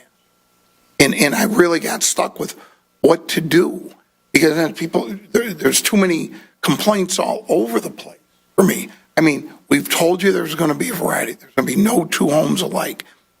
Why design a two-story home and say to somebody, you have to live in a two-story home if the person doesn't want to live in a two-story home? If a person comes to me and says, I'm going to move in here, I have 3 kids upstairs, you see what our architects do. We do have a reputation. We'll design them a 3-story home or a 3-bedroom upstairs home that'll fit with it. But to do our demographics and say, Harrison Township, St. Clair Shores, nobody in this area from 9 Mile and Jefferson all the way to New Baltimore has any development like this for your seniors to move to. Somebody says, where's your imagination? Well, right there. We're giving them a place to live, a place to move down if they choose to. I've talked to so many people as I've been here 40 years. I have a beautiful lot. My husband's tired of cutting the grass. His knees are going. We live in a 2-story. There are no ranches. Why?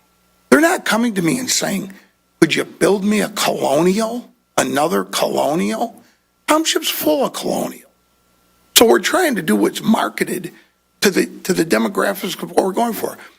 We feel there is going to be upstairs 2 stories, or possibly 2-story study, player area for grandchildren. We don't, why design it till I get somebody in front of me that gives me some parameters to go around? We're asking for flexibility with the side yards and the depth. I said to Steve, he said, don't rock the boat, stick with your 110 feet. It doesn't work well for the design. But in the layout, we got an extra lot. We're trying to do what you asked, but to try to say, asking a lot, and then the other end, I get people who say, these will never sell. They're going to be too expensive. It's not going to be $1 million community. And to go over what that development is on South River Road. Some of them homes are over $1 million. If they were built today, they'd be $2 million. Now, let's head there. Let's do a $2 million development. You're going to sit vacant for a long time and have all the problems everybody here brought up. We want to do something that's nice, maintenance-free. People can go to Florida and tell me another development, and I'll go even into the points from here to New Baltimore. The closest development for your retirees is 27 Mile and Mound Road. And I've talked to Harrison Township residents. Some of the people that work in the office says, I'm a duck out of water at 27 Mile. My church is here. My friends are here. My boat club is here. I have the beach here. What am I going to do at 27 Mile Mound? You have nothing else like this. So we're asking for the flexibilities to do it. The GM, if I put 40 homes in, we're just going to take the price. It becomes worse, in my opinion. It's not what people want. It's not what the retirees want. They don't care how much room they have in between houses. They want maintenance-free, easy life, place to retire. And unfortunately, in the 60s and 70s when Harrison Township was being developed, I guess people just didn't think of that, to set that property aside. You don't have a lot of pieces left.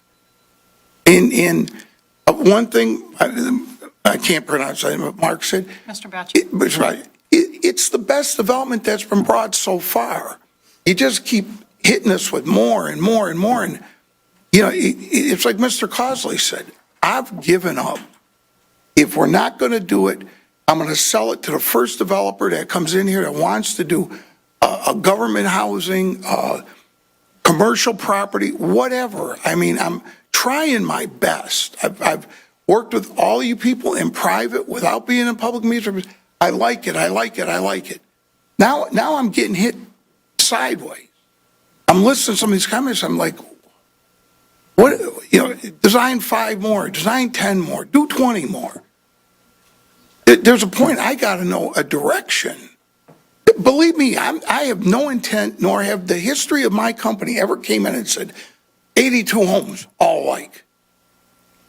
I want people to be able to come in here and say, the kitchen's too small. I like to entertain. I need this. I need that. And give us the flexibility to make these changes and make them unique. Nobody can come in here and design 82. You say, the only thing I got left is a 4-bedroom colonial. You're in a wheelchair, but that's all I got left because we thought it was a good plan. It's not a good plan. It's not. In comparing us to, I think I know the development that LaBelle developed. There were younger people. They wanted colonials. They had the waterfront. They had the canals. It's a different situation. This piece is not going to fit that. It's just not. We have, the proper thing here from a financial standpoint is attached 12-unit condominiums that Mr. Scalabrino wanted to do when Jim Cosley bought this, or senior housing, assisted care housing. That makes the most financial sense. So, I'm doing all I can. You give you a street rendering, say, yeah, go ahead, but we want, that's no problem. But where do I stop? Every time you send me out, I spend another $30,000. I'm getting tired of it. I'm getting wore out. And surely you understand that our position, our direction is for our community. We're all residents. We all, Mr. Cosley came and take said, pride in our community. he's been here 10 years, and I've been involved with this for 4. And we have busted our butts to try to bring the most unique, best development here. And I have talked to so many people that said, we hope it goes, we love it, we need a place to move. They don't want to leave Harrison Township, but you have nowhere for your seniors. You really don't. To say, you need to bring a colonial in here. For what? Just to do a drawing? No. I don't mean, think that's what we're asking. Yeah, it's. I guess I've just gotten a little confused with the comments. Well, let's see if we can clarify. Okay. so we can at least ask the question. So in your packet of homes, you provided several examples, but only one floor plan. Surely you have other floor plans that may be similar, but you're not intending to basically have basically the same floor plan in every single home? No, All right. we're not, but And again. not this home this way, this home. But again, they're this way. very expensive to develop, so just to start coming up with hypotheticals, we gave you the basics, there's your basics. We kicked out 5 more renderings on 10. No, we want to encourage changes. We'd love 82 different. And so, and the township does have the marine style. Nautical. Thank you, our our nautical theme requirements, really. I'm, suggestions. That's where we're going, where we're heading into that, you call craftsman style, nautical style. You know, but we're not done. This is not done for us. Once we get approval from you, then I'm really going with designs, 3D modeling. You know, we're still open to it, but to just go and start spending $20,000 per plan, just to whimsical ideas, it's just, you know, I just can't do it. No, I mean. Madam Chair, Yes, sir. not to be intended as a rebuttal to that, but just for sake of clarification, because I'm still sensing that people are not interpreting when I use variety. Everybody's interpreting that as variety in house. And it's not my intent. When I use the word variety, it's not house. But let me Variety in finish. property. Yes. Yes. And I used the words, but let me go through this again here. Okay. A couple things I just want to restate. I did state initially, and I still stand by this, when I said I acknowledge that during my tenure on the planning commission, this proposal appears to be the best option we have, that's been submitted on this property. Hands down, I'm not going to disagree with that, okay? But the applicant's using a PUD as the form to move this forward, okay? The words in the PUD, and that's, you know, we're picking on words such as creative, well, I at least certainly have focused on them. Creative, innovation, variety. I didn't make the words up. It's in our zoning ordinance. It's in the Michigan Zoning Enabling Act. I didn't make them up. Now I get it. Everybody here can interpret what that means. Now, I've taken the interpretation to a level that says I believe the interpretation should be at the level of site plan, size, configuration, okay? That's how I've chose to interpret it in variety. Everybody else doesn't have to do that, but it's my right to interpret that way. And when I made reference to Riverside Common site condos, I never said to replicate what was there. I just said a site plan configuration similar to that was used there. That don't mean it have to be 2-story. They can be 1-story. I'm just talking about a site plan configuration. I never once poked at style of structure. I was just purely looking at configuration of site.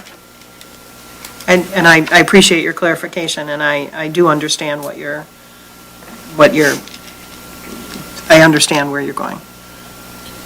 The other thing I'm not hearing, and I do understand the applicant in asking for the flexibility and the lot sizes and the setbacks, but I'm still not hearing anything about addressing the density and the fact that we gained a lot since the last proposal.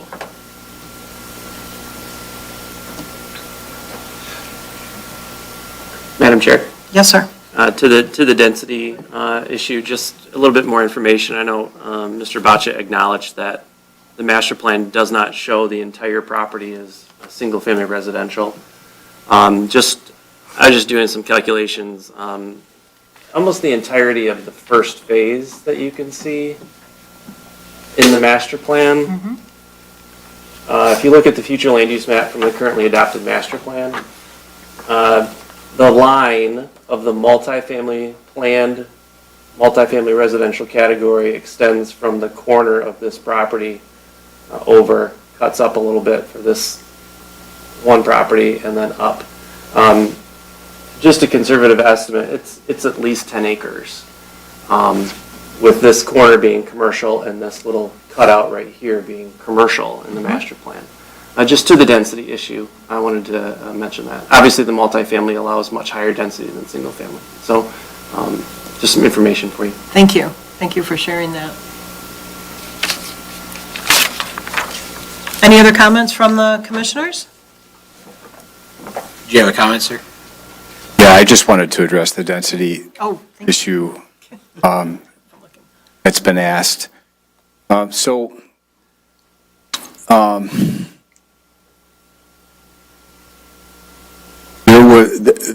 project back in March was tabled with certain criteria. We addressed all those criteria. None of those criteria were anything about lowering the density.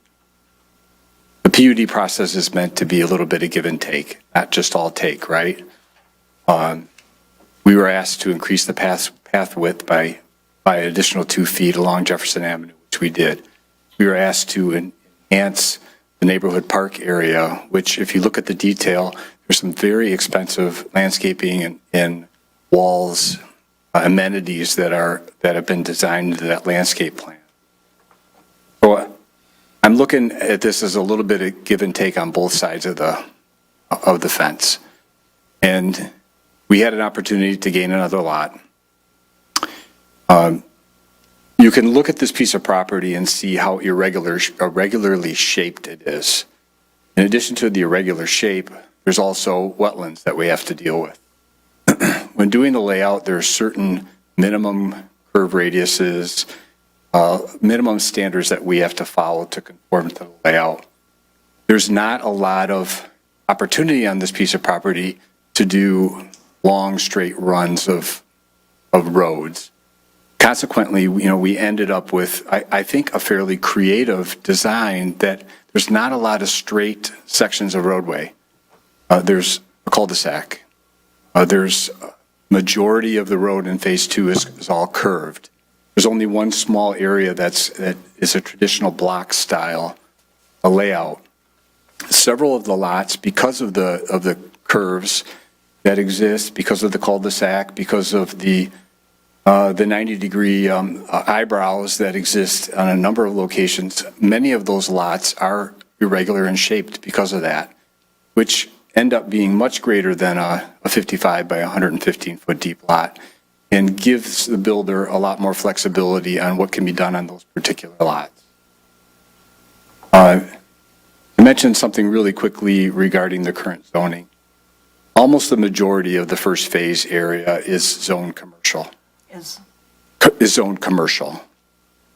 And I just want to, I know you guys know this, but I want to read it, if I could. Somewhere here.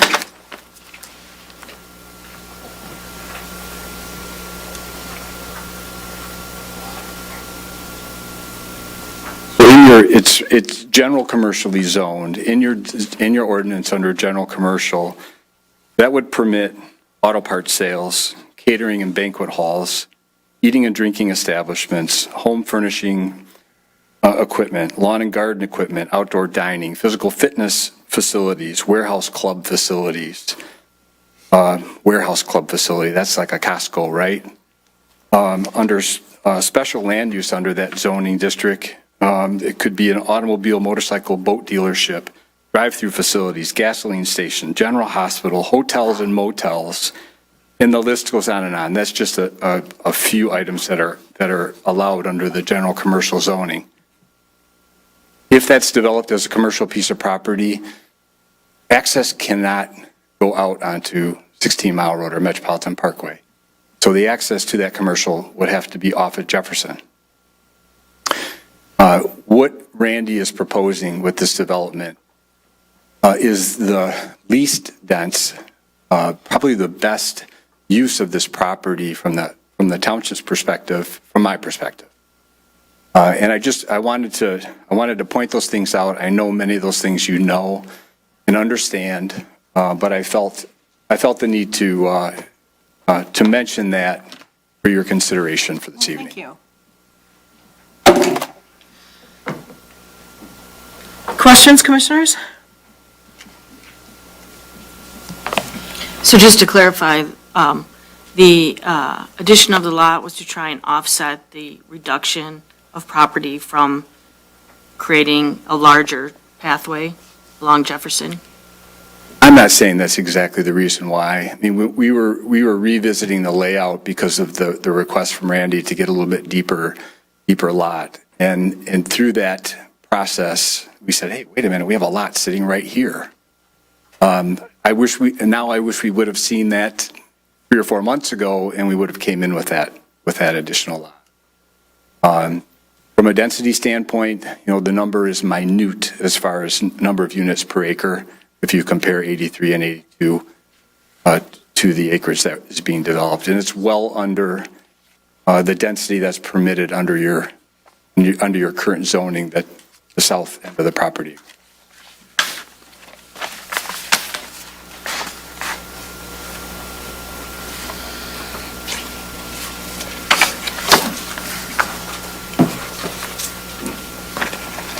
Any other questions? Well, this would be a good time to address, there are 6 of us this evening. We are down a member. If we take a vote this evening, and it is a tie, we have an issue. It's a recommendation, so it It doesn't. is a recommendation, but still, the applicant would be affected if we were tied. So if 3 of us say recommend and 3 of us say don't recommend, we don't recommend. Right, but it still goes Correct? to the township. It would go to the board without recommendation. Without recommendation.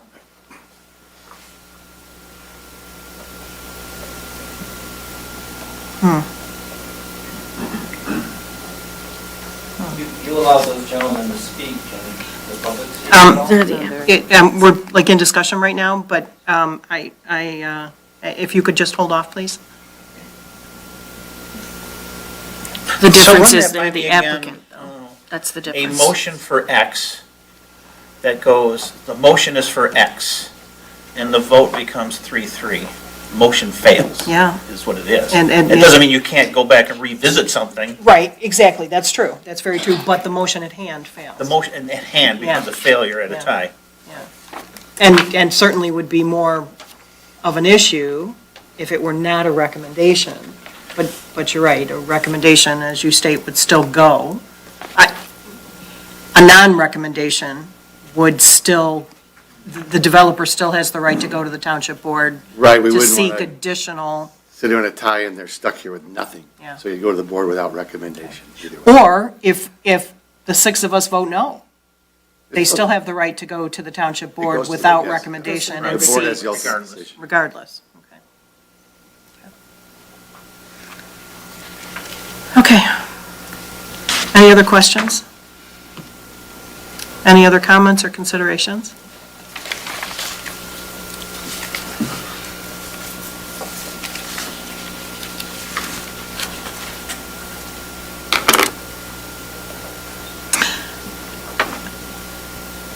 I would welcome a motion.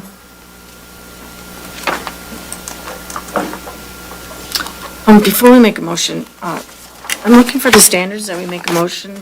I didn't bring my list. Are they in your review? I'm not seeing them. The standards for the review of a PUD? And we have to cite, right? Right here. in the motion? That was under a special. So that would be in section, let's see, Wow, that's some small. 17.33 C3 of the zoning ordinance contain the PUD standards. And they include the standards that we're familiar with, the 8 special land use standards as well. See.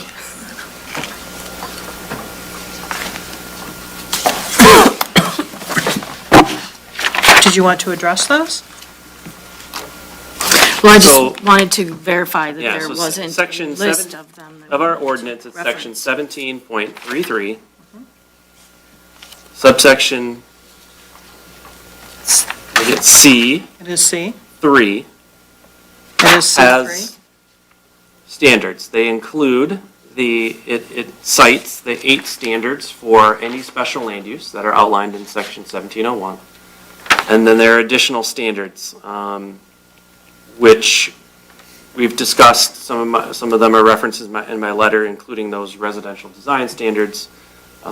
So if you're looking in total, we're talking probably in the 15 total range. But So is it proper to make a motion that just references that section? I believe you can, and just make sure that your motion is clear as to why you would be recommending one way or another, citing certain standards if you want.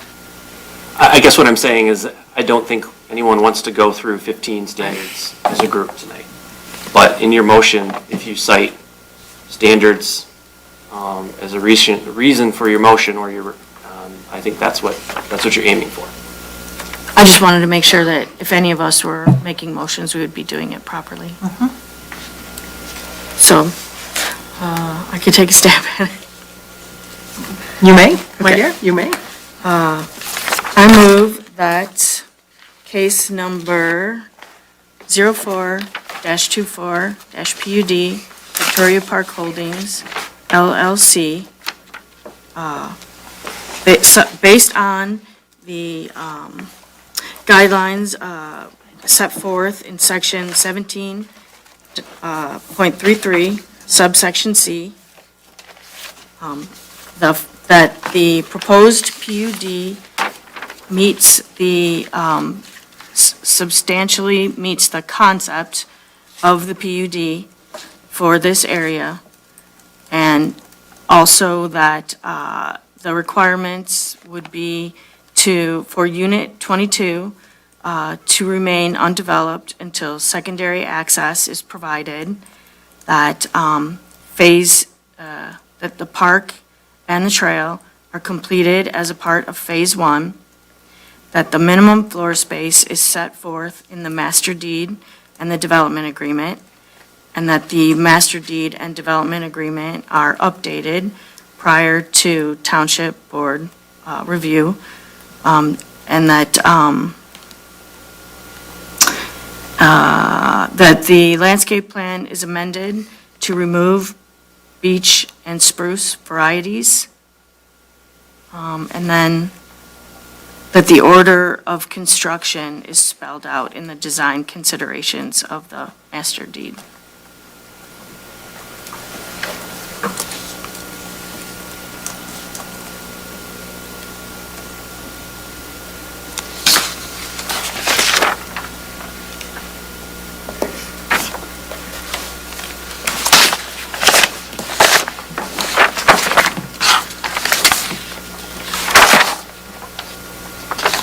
I'll support that.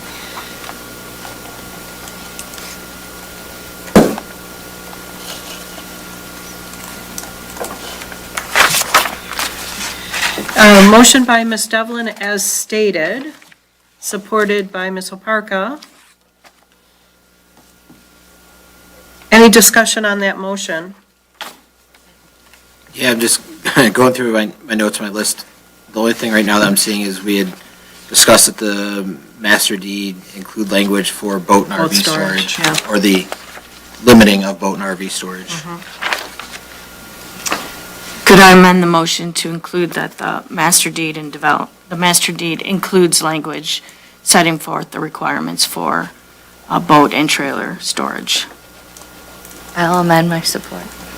Thank you. Any other discussion on the motion?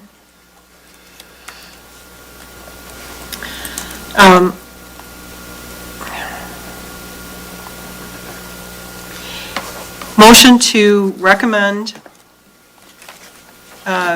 approval to the township board based on the items that you discussed, the landscaping element, the master deed and bylaw elements, Phasing. the phasing, lot 22.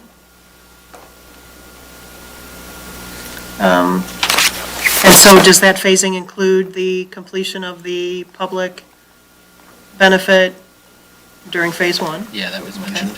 Okay. And trail. And trail, correct.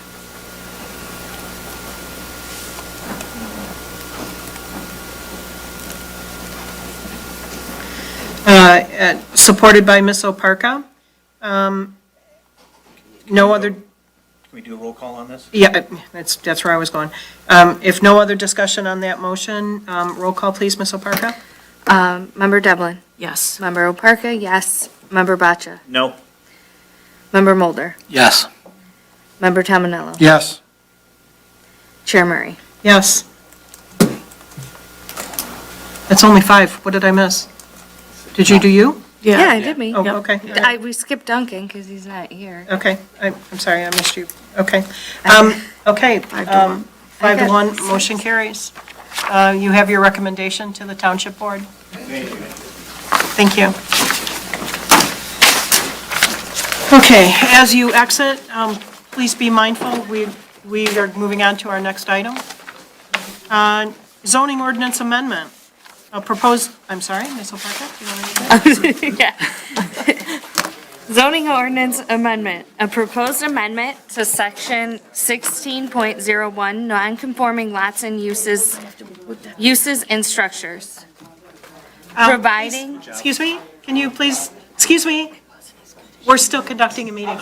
No, it's okay. You can take it outside. Thank you.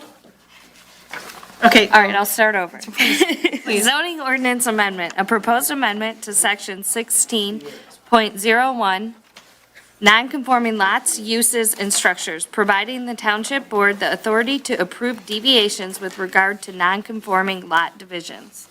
Thank you. Mr. Young. John, it's been a long time. Go outside. Next building, yes, why don't we go outside? We're having a meeting, why don't we go outside? Okay.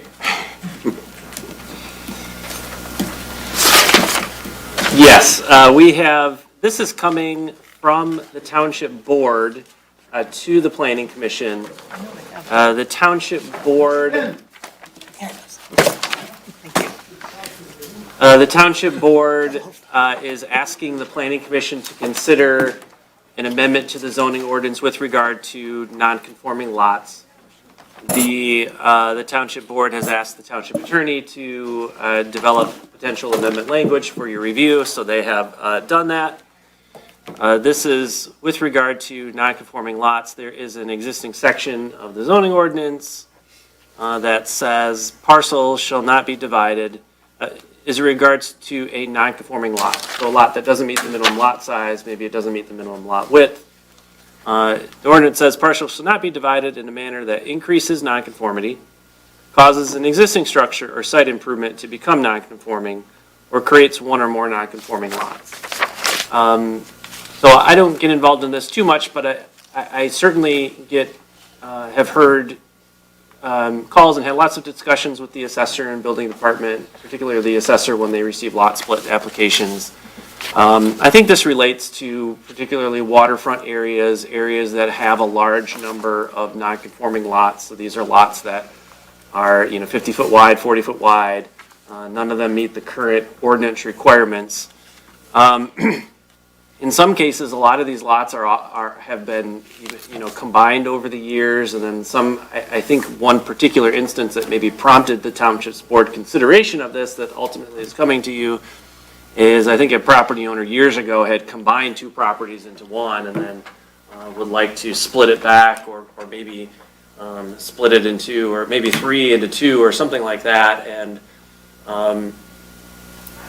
The resulting is basically that every lot in that particular area is 40 feet, except for this one that happens to be maybe 70 feet, but it can't be split again. So I think with regard to giving, and there also, and I should say that a recourse normally for ordinance provisions is to send it to the Zoning Board of Appeals.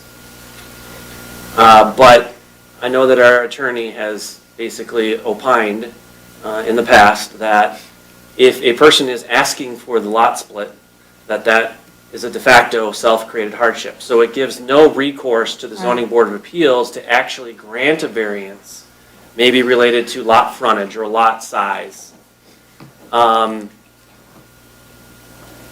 the face of it, right? So in a sense, there's no recourse for what if it does make sense in this particular unique situation for whatever reasons. And so that's the purpose of this amendment, is to give a mechanism for somebody who was denied because they can't meet this standard to be able to seek a deviation from the standard from the township board. And it's not subject to the typical zoning board of appeals criteria, which are very stringent criteria. But the township board has the ability to modify. So there are these 4 criteria that the township board would use in order to evaluate it. Written into this language, we have the first criteria is for the township board to consider a deviation from that standard. Would the proposed division in terms of width, area, or otherwise be substantially similar to the configuration of existing lots within the vicinity? Would that lot division allow development that is similar to and compatible with the established development pattern of the existing land uses within the vicinity? And then 3 and 4 are a couple of the common ones that the ZBA would see. How the strict enforcement of the provisions would deprive the owner of rights that are commonly enjoyed by other property owners in the vicinity. And will the requested deviation be contrary to the spirit and intent of the zoning ordinance? So that's the language that the township board asked the township attorney to draft and is in front of you for consideration. And there was a public hearing that was noticed for this meeting. Can I ask a question? Maybe I missed it because I was distracted. So the decision was made at the township board level to have this go directly to the township board rather than a recommendation from the planning commission? No, the township board is asking for your recommendation. No, I mean, like, in the ordinance, it says the township board will make the decision. So why the township board directly and not the planning commission? Yeah, that's a good question. I don't know if planning commission was thought. We do have our attorney next to us. I know that he wasn't directly involved in the language, but I know that Rosemary was, and maybe you could speak to that. Why? And I'm not asking for more work. I just wonder what the rationale is. I don't know that answer. I talked to Rosie about the ordinance, and that's the way it was drafted or discussed. The one word I would add in the first line, any modification, we talked with Rosemary, should say maybe request for an administrative decision, but that would be the only change. So you're making that request to the township board, and then they consider those items. I guess I'm not seeing I guess I'm thinking we have our list of rules and regulations and our zoning requirements.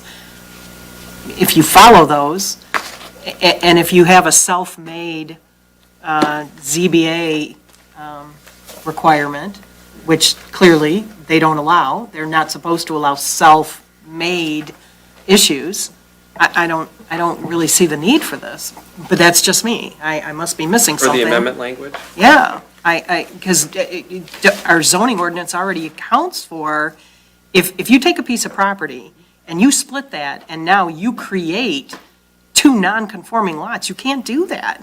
You're not supposed to do that. You're not supposed to be allowed to do that. You shouldn't do that. It's like subverting the. Yeah. Trying to get around. And then going to the ZBA and saying, yeah, but, no, it's a creation, a self-created issue. I don't even understand why, there's only one reason I see this, and you don't want me to say it out loud.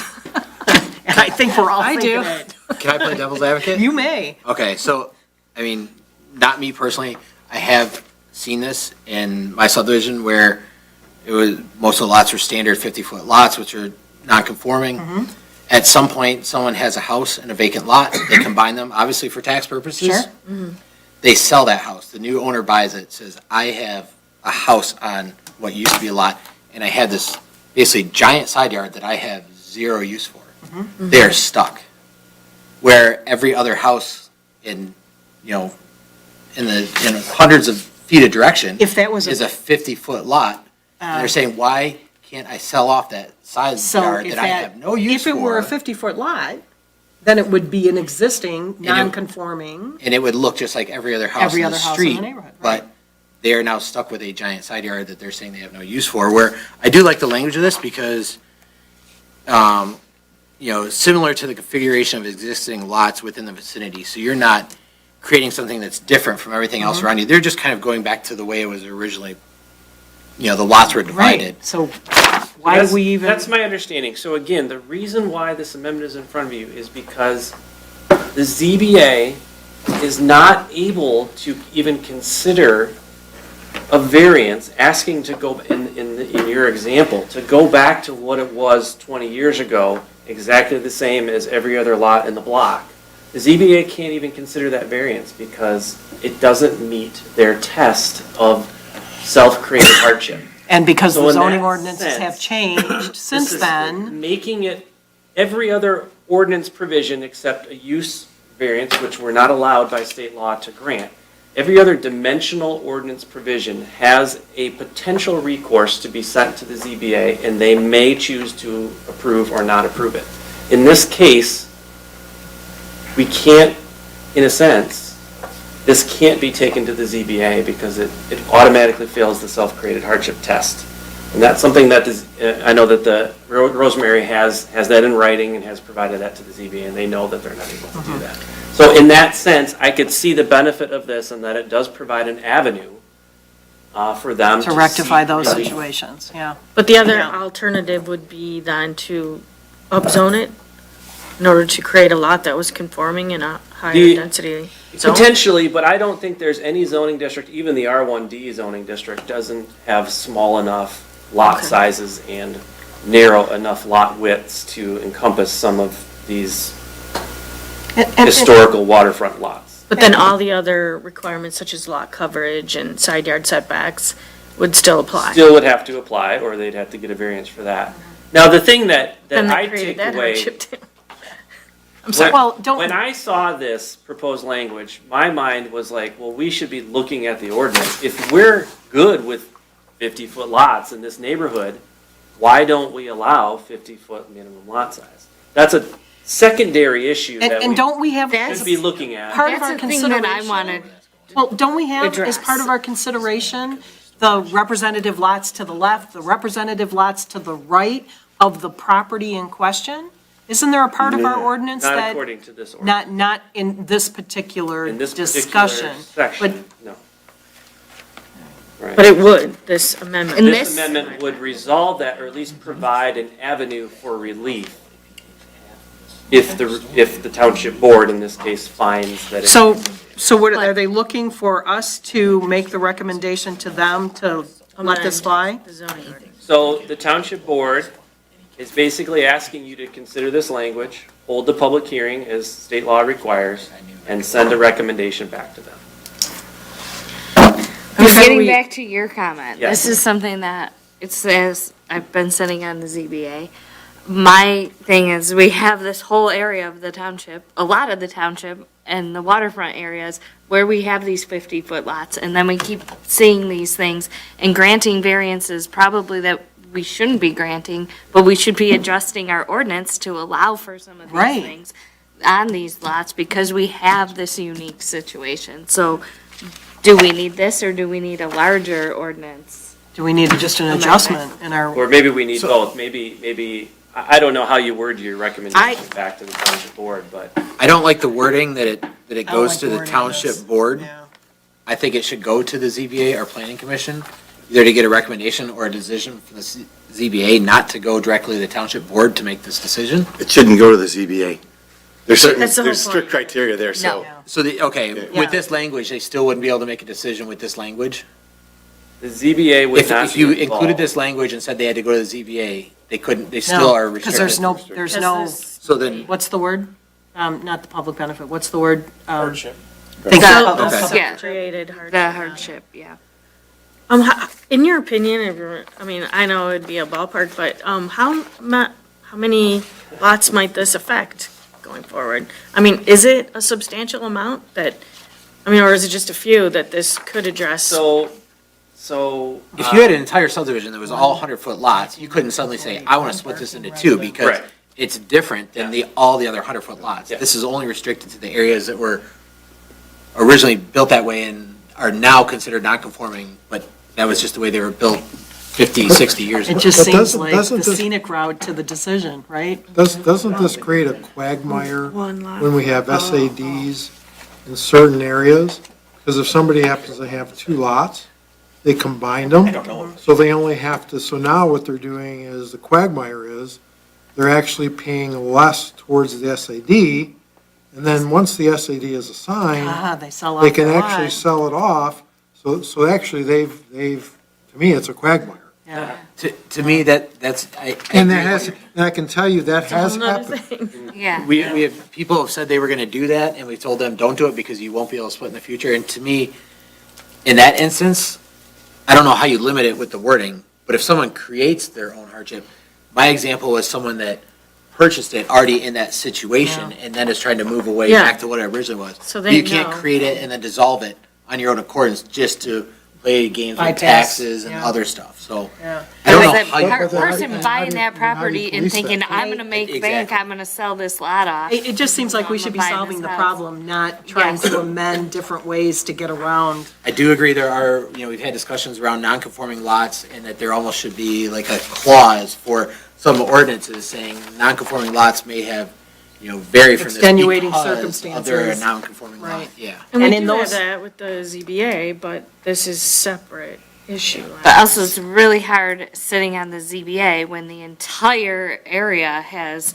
their 50-foot garage lots. where it's not supposed to be, and then we have someone come to us, and they really don't have a hardship, but everyone else on their street somehow got their garage approved. Well, and But that Or may their be. shed. A precedent does not create a hardship.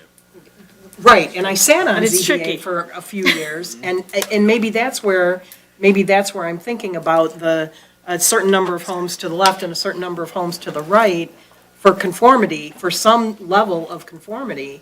I don't know if it was an unwritten rule to determine, but, For example, we just had a home in the waterfront area come, and they wanted to do, they were updating their house and adding on to it.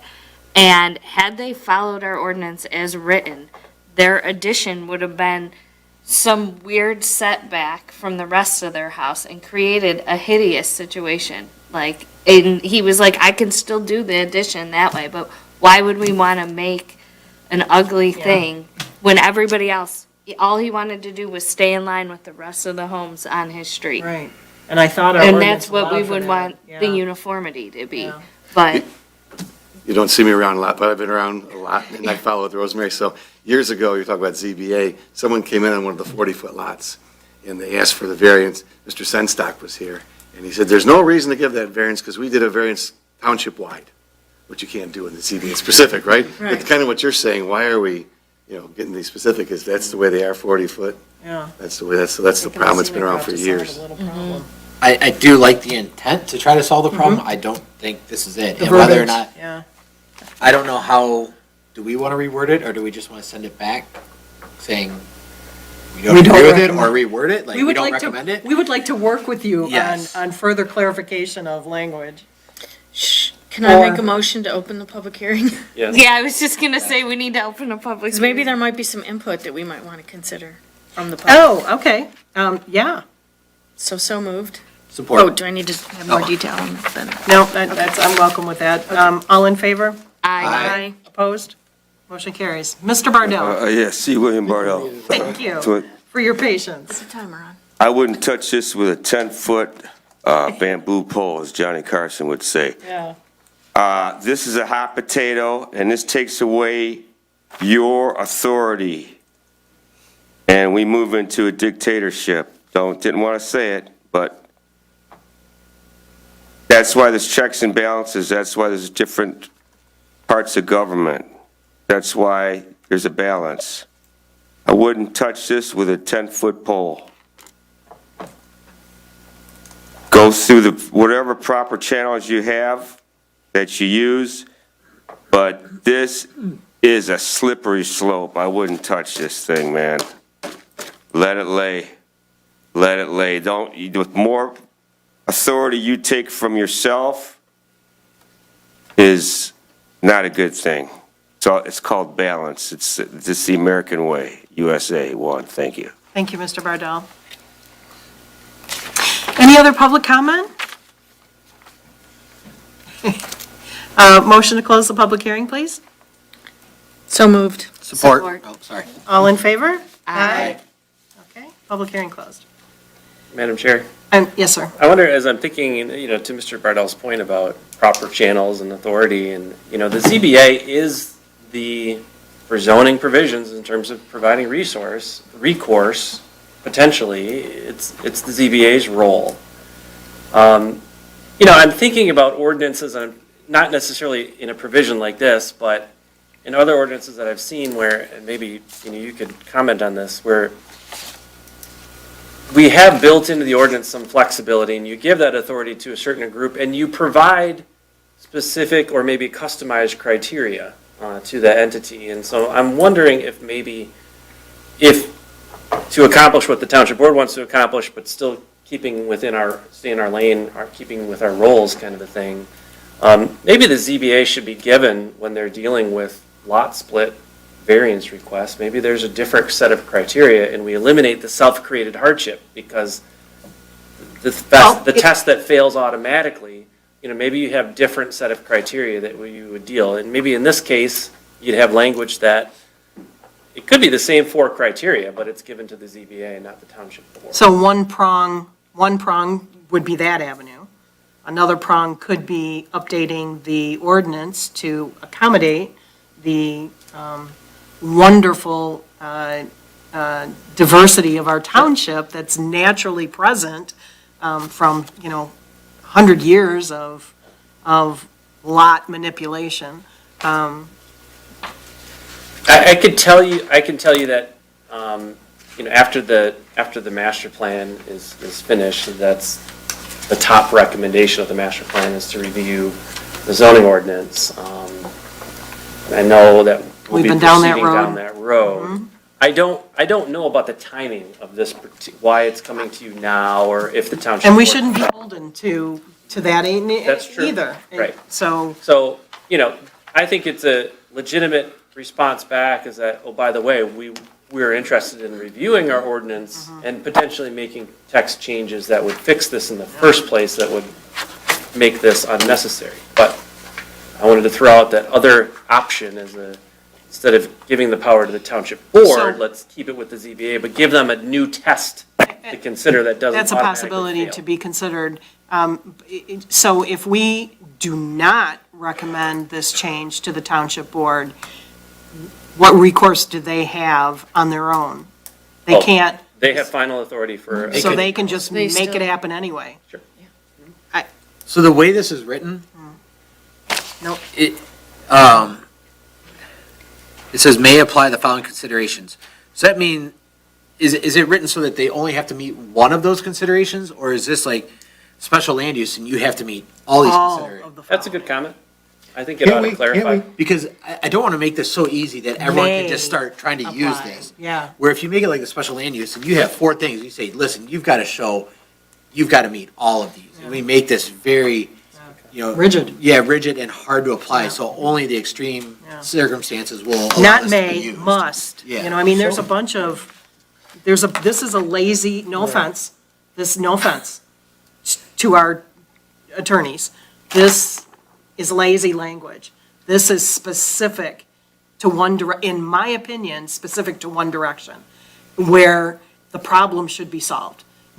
Don't put a fancy bat, I'm not gonna do a Nancy Pelosi. I was I'm gonna sorry say, to do nice that. job, Nancy. Yeah.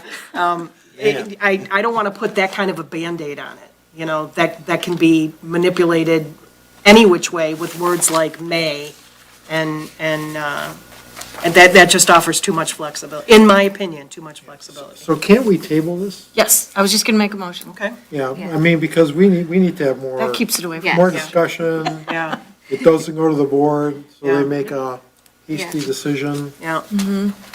Yeah, is it okay to make a motion? Please, I would love one. Might as well continue since. Yeah. You're doing great. Ms. Devlin?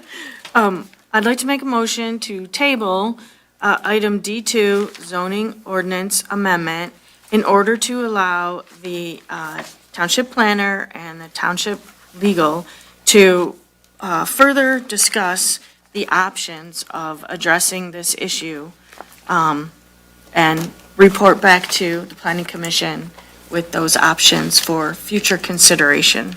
Very lovely. I'll support that motion. And I'm not even going to read it back because it's so wonderfully said, and I don't want to goof that up. Motion to table by Ms. Devlin, supported by Ms. Oparka. Any discussion on that motion? All in favor? Aye. Opposed? Motion carries. Thank you. Sorry. Unfinished, new correspondence, comments from the planner. Well, it's been a busy time at the tech team. I think we've had at least 3 different tech team meetings since the last planning commission meeting. At least 10 cases that I can count. I've got them pulled up in front of me. Do you want to hear? Do we? Yeah, just Or do quickly. you- Okay. Yeah, one-liners? Yes, the Cliff Notes. Quickly. Cliff Sometimes notes. it's hard for me to see on the bedtime notifications. We had David Wenner was screening around an existing cooler, a storage area side of a commercial business. It was approved. We had a request from Macrays to relocate a playground from one portion of their property to another portion of their property. Kind of a thing. It was approved. We had a discussion only from prospective developers of the large, recently commercially rezoned piece at Rosso Highway and I-94. Just talking about site layout, utilities, that kind of a thing, kind of like a pre-application meeting. Obviously, you would see anything in that front at the planning commission level. We had a meeting from Safe Harbor Marina, proposing some potential storage buildings. That was also a discussion only. So it was mostly talking about setbacks and feasibility and what's the process and what do we got to do. And then most recently we had in the industrial zone, 43275 Irwin, 2 storage containers.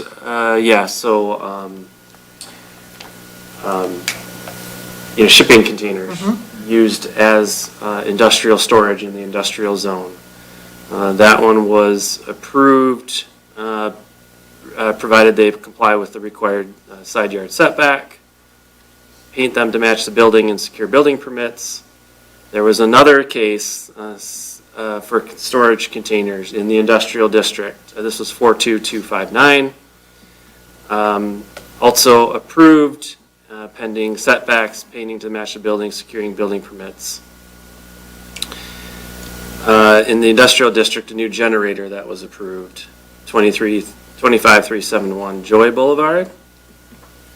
And then we had a discussion-only case at 36216 Jefferson. This is in the V1A district, right next to the DNR boat launch near Crocker, and so long, skinny properties, not narrow but deep, waterfront properties. So just looking at feasibility of redevelopment. We talked mixed-use building, we talked multifamily. Discussion only. A case from Freedom Boat Club of Lake St. Clair, waterfront district, a above-ground fuel tank. So not for the general public, not to, not for anyone's boats, but for the use by the marina, so in the rear yard. That was approved contingent on screening, bollards, and all permits being secured. And then finally, Boat Town Willie's was asking for some outdoor seating in front of their restaurant at 28409 South River Road. That was approved contingent on bollards being provided around the perimeter. Those are the 10 cases. It's busy. Yes, we were. Thank you. Anything additional to share? Master plan? Yes, Monday, this coming Monday from 4 to 7 p.m. is a public open house. It'll be in this room, and it's an opportunity for people to view and provide comment on the preliminary recommendations from the master plan to this point. And it's come anytime during that 3-hour window. There's no formal presentation or anything. Oh, I was going to ask if you were going to present. If you're a citizen, you're interested in the master plan, you want to see what we've been up to and provide some comments, just come and we'll be here ready to talk to you, and look forward to seeing you. Okay, great. Anything else? That's it. You've been busy. Thank you. Comments from the floor. Mr. Bardell. 3 minutes, please. I want to talk a little bit about building materials and such. And I know this builder that pretty much got his own way over here at the prime piece of property. But being an older gentleman myself and being a tradesman for 50 years, he stated that there's only 2 types of brick. I don't usually like to give homework, but if anyone's not doing anything on the weekend, grab yourself a Slurpee and walk around Menards. Try to stay away from the Hershey chocolate bars with almonds. Grab yourself a Slurpee, walk around and check out all the different kind of bricks that they got, the different colors, the different textures. I'm going to say there's at least 20 different types of bricks. Colors, textures, that goes for roofing materials too. Bricks, just like that.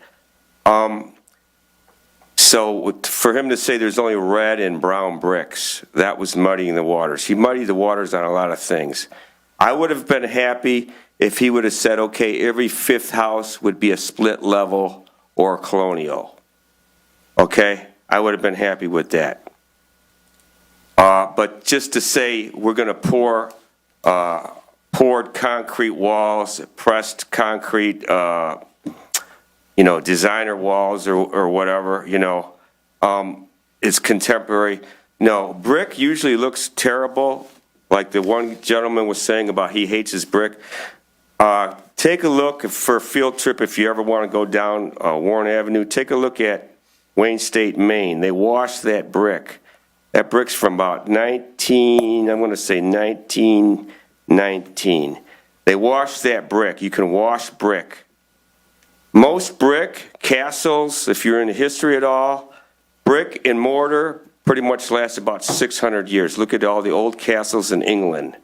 So there's nothing wrong with brick. It just has to be washed once in a while. You can wash it every 40 years, 50 years. I washed mine. I moved in here in 97. Washed my brick was the first thing I did. I didn't paint it white, it would peel anyway, so I washed the brick. It looks perfect. So brick and mortar generally lasts about 500 years. So if you want to do a homework assignment and you like homework, go and check out all the different building bricks that they have. The other thing I'd like you to research also as far as sidewalk and concrete is I want you to research 21AA, because the builder was muddying the waters like he's going to use 21AA on the path. No, 21AA is crushed concrete. The 21AA signifies the size. The reason why they put 6 inches of 21AA underneath the sidewalk or a road is because water is going to get underneath that road.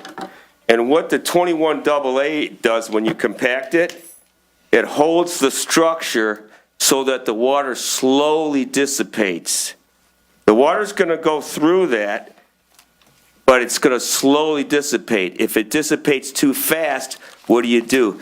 You wash away your base material, your dirt, your clay, whatever. Okay? So I just want to let you know that this guy got everything he wanted. He got exactly everything he wanted, and he didn't have to use bricks. He just said there's 2 different types of bricks. You can wash brick. It lasts 500 years. And this other thing about empty nesters, most empty nesters I know, they move their bedroom, they put their bedroom in the dining room, and they shut off all the bedrooms. And you go in your basement, you can shut the ducts off in all those bedrooms. They're not going to move. They're going to stay in that house and put their bedroom on the first floor. That's what they do. They hire a lawn service. They hire a handyman out of the newspaper. They get a good handyman. He does all the work. This empty nester thing is a buzzword to build small, crappy track houses. That's what he wants to do. Thank you, Mr. So, I mean, you got to keep an eye on these guys. You got to keep an eye on them. Thank you. Thank you for your for comments. listening. Thank you. Seeing no additional comments, our next meeting is Thursday, June 20th, 2024, May I have a motion to adjourn, please? So moved. Mr. Mulder? Support. Yeah, by Devlin and Oparka. Any discussion? All those in favor? Aye. Opposed? Motion carries, 10-10.